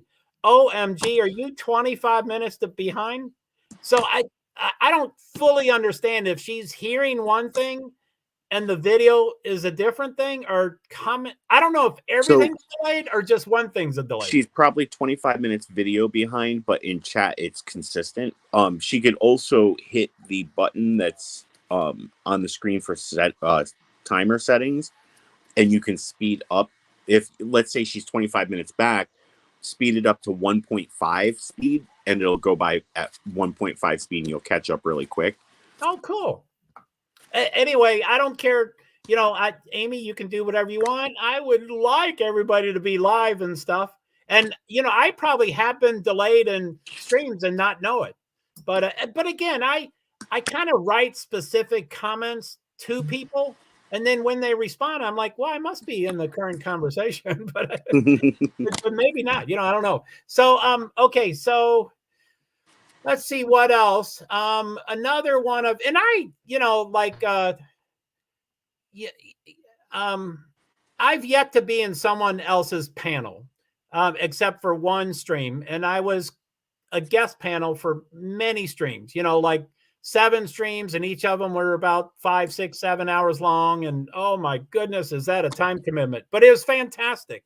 But Hot Mess says, nice to meet you, Amy. Cool. So what was I gonna say? Something I was gonna address. It'll probably come to me. You were saying that you weren't you haven't been on somebody else's panel. Yeah, I haven't been on any other people's panel, which is fine. You know, I mean, you know, everybody's pretty open with their emails, and I get their emails and then I write them, and, you know, I'm pretty uptight and anxious. You know, anxiety is two of my disabilities. And so you know, when I write an email, you know, it's 8 paragraphs long, and people are like, can't you say it in 2 paragraphs? And I'm like, no, I gotta explain, you know, anyway, I've written a couple of them saying, you know, I really like what you say. I'm new to this. I think with some good orderly direction, God, good orderly direction, that I could probably be a good panelist. And I need to be wranglered. I need a wrangler. You know, I need, you know, to help me stay on topic and stuff. And I was like, I'd love to be on your panel. And, you know, I get all of it. Yeah, and I didn't even want to talk about this, but you know, I get when they read my email, they're like, whoa, boy, okay, oh golly, you know, and so anyway, I don't even know why I brought that up. So anyway, I'm trying to learn a lot on, you know, being a host, and then I hope I start being in other panels. Not that, you know, not that I'm so self-important and people ought to invite me and golly, you know, I could be a celebrity. Not that. Just I like to experiment with things. I like to, you know, I don't like typing. I hate typing. I'm a slow typist. And again, I want to put 75 words in there, and people are like, God, what are you trying to say? Why can't you say it in 5 words? So, and people don't say that. You know, they may say, hey, Joe, what do you mean? Can you explain that a little more or whatever? But, you know, that's probably why I would want to get into a panel, so I can explain it. And then they go, okay, great. Thanks, Joe. You know, and because, you know, I just talk too much. Anyway, other topics. I don't know if you can think of anything allegedly of questions or topics, or, you know, I just like to, you know, try to cover big parts of it, you know, the car, and, you know, I don't want to talk about, you know, the false scream in that video and all that stuff. Oh, that's fake. Yeah. You know, I don't want to talk about that and the black SUV, you know, not yet. It's just, you know, real stuff. You know, I'd like to be talk honest, there's really not much for them to go on. I did like the fact that they did their job and they sent people out to look for recent purchases of weapons. But anybody that, I mean, it's a good thing to cover that base. You know, the stores, when they went in there to see if somebody bought a knife recently. Right. But somebody using a knife, they're not going to go out and buy an item and say, I'm going to try this tonight. It's something they've had, that they own, they've practiced with. Maybe they, you know, picked up silicone dummies that are used for gun ranges and instead used it to stab with. Or maybe they're going to medical school and, you know, they know where to cut and how to cut. So I think that was a good aspect. Cool. Now, you can hold that thought or change your thought. I'm going to go to comments. Dave, I don't know if you've been here long enough, but I've apologized a few times. I kind of get behind on comments, and I don't mean the more you're in my streams, you know that I address every comment at the expense of getting way behind on comments. So I'm not ignoring anybody's. I just like, anyway. So Dave Travels in Time says, awesome, hot nut mess. And Amy Bro says, I'm here still. Just tell me bye when y'all done. Good vibes, so I can say bye, so you can hear us, but you're behind on comments. Okay, so Dave Travels in Time. Amy laughing. Yeah, Dave, I'm sure you've seen her comments. She gives us a time update. And I think one of them was she's 8 minutes behind, but I think the most recent one said 20 something, 25 or something. So golly, that drives me crazy. So, and I mean, I wouldn't be aware of it, but if I was aware of it, that'd drive me crazy. So Davey Travels in Time laughs at Amy, or with Amy. Hot Mess Summer, Dave, hey, and Purple Heart, and, you know, some beverage, adult beverage, and a cloud. I'm not sure what the white thing is. Dave Travels in Time. Hey, Hot Mess, can't find the Purple Heart. Oh, wait, there it is. Cool. That's funny.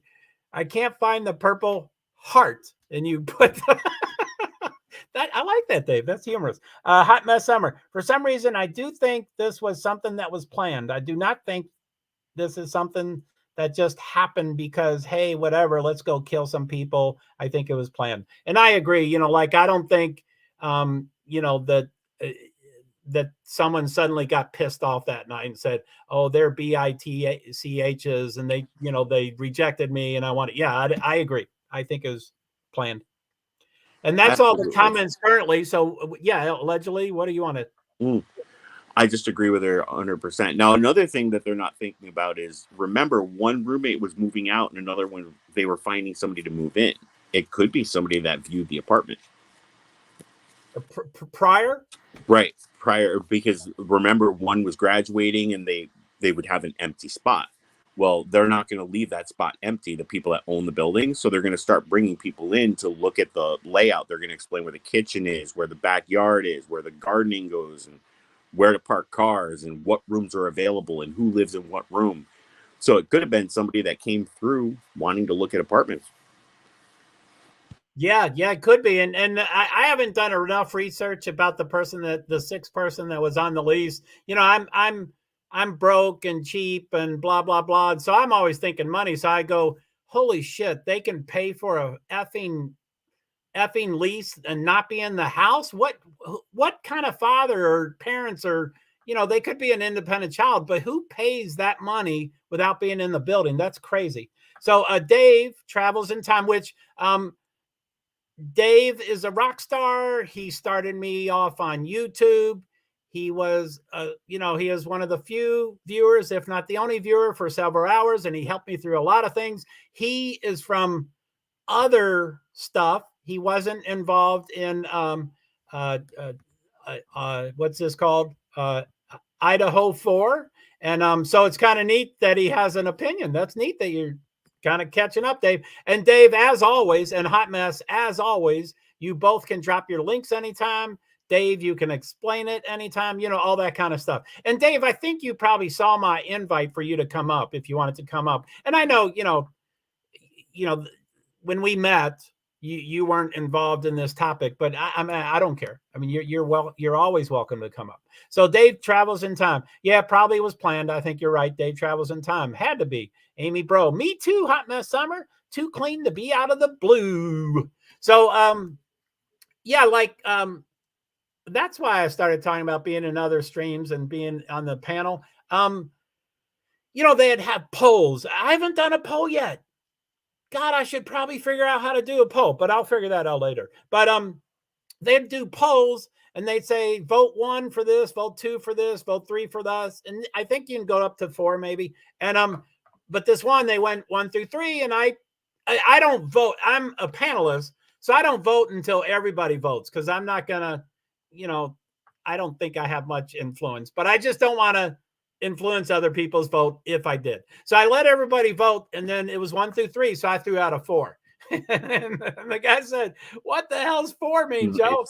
And I said, "I don't think it's any of those 3." And you know, but I was, you know, just short answers, and there, you know, finally about 5 people in the chat session. I mean, he has hundreds of viewers, if not, I mean, I think he has 1.5 million at the peak throughout the night at a time. And so he has a ton of viewers, but about 4 or 5 people said, "Joe, what's your thought? What is your," you know, so, you know, I've only done that a couple times, you know, where I go, this is what I think. And, you know, and it's kind of, you know, I get a little self-conscious doing that. And, you know, I'm not an expert and I don't have a degree and I've only done 2 cases, but it's always good to do that. And I might do that, but I doubt if I'll do that. But, you know, so, I do that. And then I go, you know, I give a couple bullets and then I say, but I really lean toward profiling.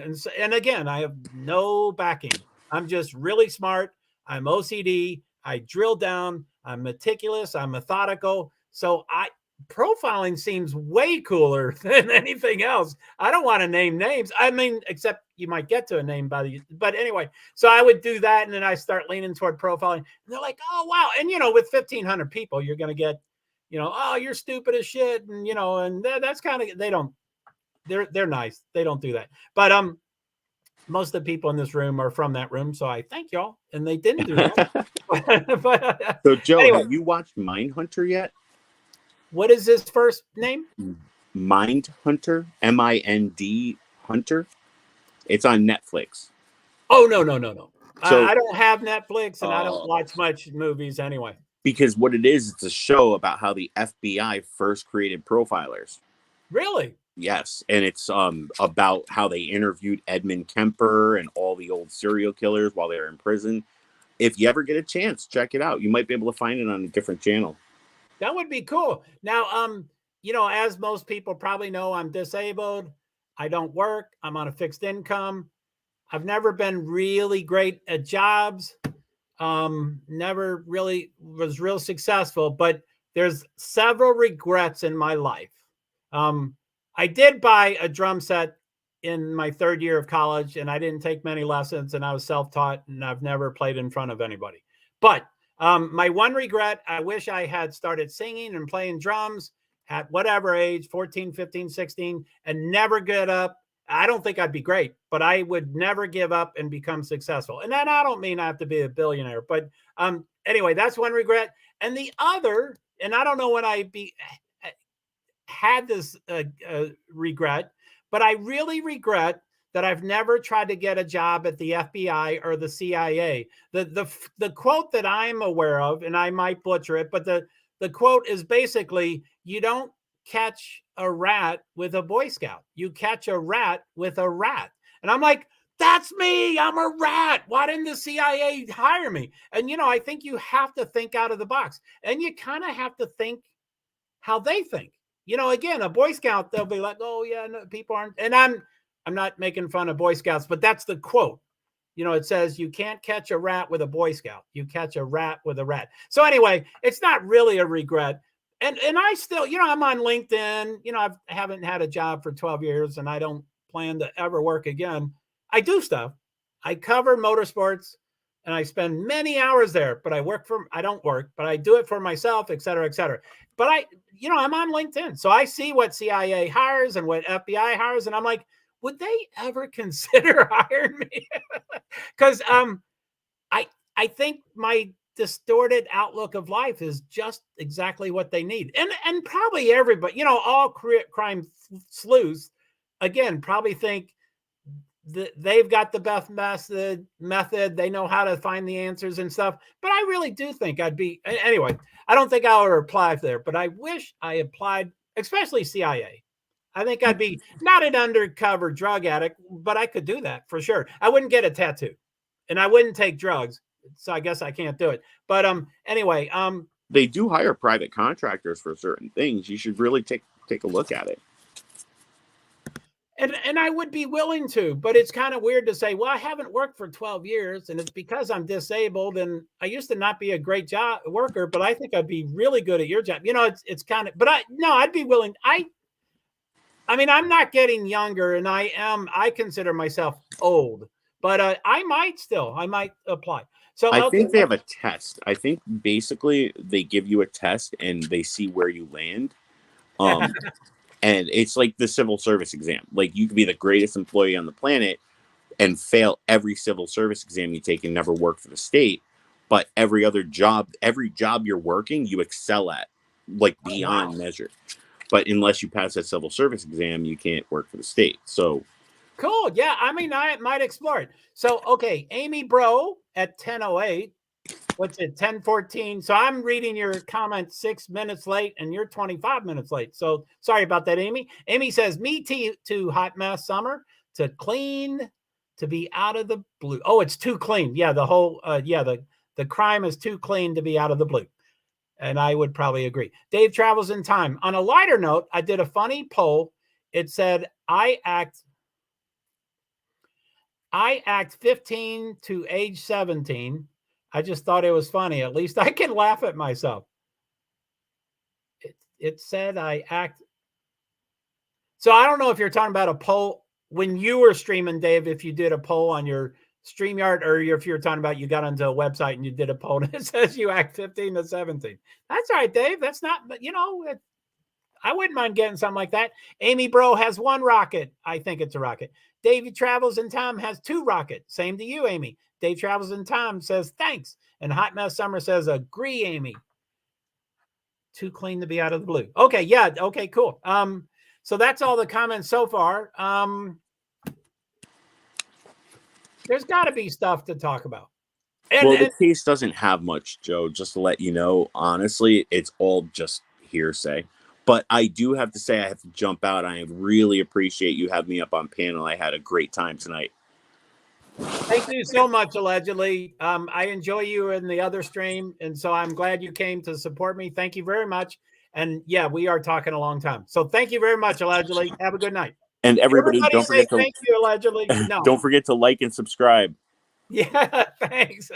And I think I have discovered that creators, I'm going to call myself a streamer, but I think we're supposed to be called the creators. But I'm finding out from people that I trust that we can't tell you to report someone and you can't do this. So anyway, I don't ever want to say, please say allegedly, anyway, I just said it, but I guess, I have to stay neutral. So Dave Travels in Time says, take care, allegedly awesome. So I am up to date on the comments. The time is 3 hours, 9 minutes, 22 seconds.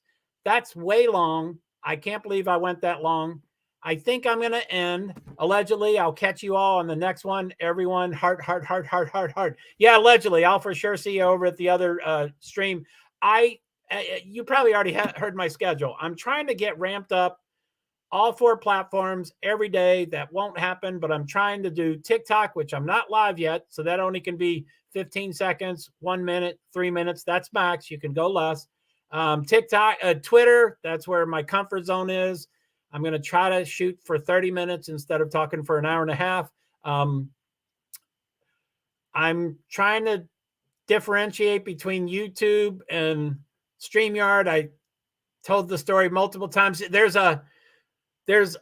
can type in, you can enter a title and a description for your streams that you want for that to be used over and over. And that's the way I want to do it. I hate retyping things. So I wrote it in StreamYard and saved it. I'm pretty sure I saved it. I guess I had to. So I wrote it in StreamYard and I saved it. And since then, it never comes up in StreamYard, but guess where it comes up? It comes up in YouTube all the time. YouTube, it always comes up. And I'm like, how the hell? So anyway, I got to have to differentiate those two. And so that's what I'm shooting for.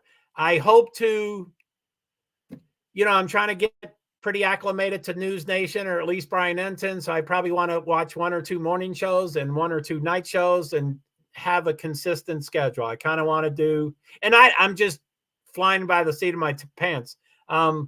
Twitter would probably be before StreamYard and YouTube. TikTok, I'm not sure, would probably be before because it's recorded. It's not live. So I would probably say, hey, you want to check me out on Twitter, or this is what we're talking about if you want to check out either. So yeah, I would probably hope to do TikTok, 10, 11. I'm staying up super late. I see the sunrise a lot. I'm going to bed at least at 4 o'clock or later. I'm old. I'm tired. I can't live like that. I'm not really doing good at that. By allegedly, great info and insight. Thank you, sir. And Dave Travels in Time, thank you for posting allegedly 13. As I say, I'm still trying to figure out what I can and can't tell people. Link to allegedly. Check him out. Thank you, Dave. I agree with what Dave says, but I'll figure out the rules ultimately of what I can and can't say. So I agree with Dave. Do what Dave says. I can't say that either. So anyway, so yeah, probably TikTok, 10, 11, Twitter. I'd really like to, if I can shorten Twitter to 30 minutes, I'd like to do it twice a day. I know I'm extreme and I put too much pressure on myself and then I get all stressed out. Then I don't do any of it. But I would like, Twitter is great. I have a following. It's fragmented, but I have a pretty strong following. And those numbers are going, I've done like 9, for this case, I've done like 9 Twitter lives and the numbers are going, and it's not all about numbers. I want to monetize, of course. I'm not going to hide that from anybody, but the numbers are cruising. So I'd like to do this is slow and go moving, which I'm fine with that. So anyway, 1 or 2 Twitters, and then, probably 1 between StreamYard and YouTube, but I liked doing both of them. Dave was telling me a bunch. Amy Bro subbed earlier. You got this. Who is that, Amy, bro? Are you saying me? Thank you for subbing. Awesome. Oh, you okay, for allegedly. Yes. Okay, so you sub. You got this. Anyway, okay. So guys, I think I'm going to head out. As you know by now, I take 30 minutes to do intros, although this is slow and steady. So it's kind of nice for the first 10, 15, 20 minutes. I'm just talking to myself because it's an intro and it's awkward. And I'm like, why am I wasting their time? I need to get on. But anyway, my goodbyes are 45 minutes, or they used to be. And I'm trying to streamline, especially for crime sleuthing. It seems like it's more punctual. I can't go on tangents that I'm a person with disabilities and I have causes for 88, which exist, and I care about those, and I will talk about them, but I need to kind of tighten up on the stuff. So anyway, thank you very much for the live viewers. I love your comments. Thank you, thank you, thank you. The person that apologized for so many comments, Freckles, no, don't ever apologize. I loved your multiple comments. I like all comments, so thank you very much. You don't have to feel pressure to write them, but anyway, so thank you live viewers, thank you comments, thank you recorded viewers. I'm mystified that people do that, but thank you if you do that. I'm not sure if I'm saying much anyway, but thank you for doing that, and I hope to see you again. And again, I'm hoping to, I don't plan very well. I'm trying to put structure into my life so I can plan, but when I schedule this in YouTube, or just this, I guess, when I schedule it, it's usually, 30 minutes away in an hour. I'm going to try to get better at that. So anyway, so Dave says, awesome. So Dave, thank you for being here. Amy, bro, thank you for hanging in there, even though you're way behind, allegedly. I don't know if you're still here, but thank you for doing the panel. Hot mess. I'm sure you went to take a shower, but thank you for all that stuff. And I'm starting to sound like the Moscow Police Department and the other people because I keep thanking people, and that pissed me off. But I don't want another topic. So, okay, y'all take care. Thank you so very much. I am going to hit end broadcast in 3, 2, 1. There's a second button, so I'm going to go to that, and I'm going to hit end broadcast in 3, 2, 1.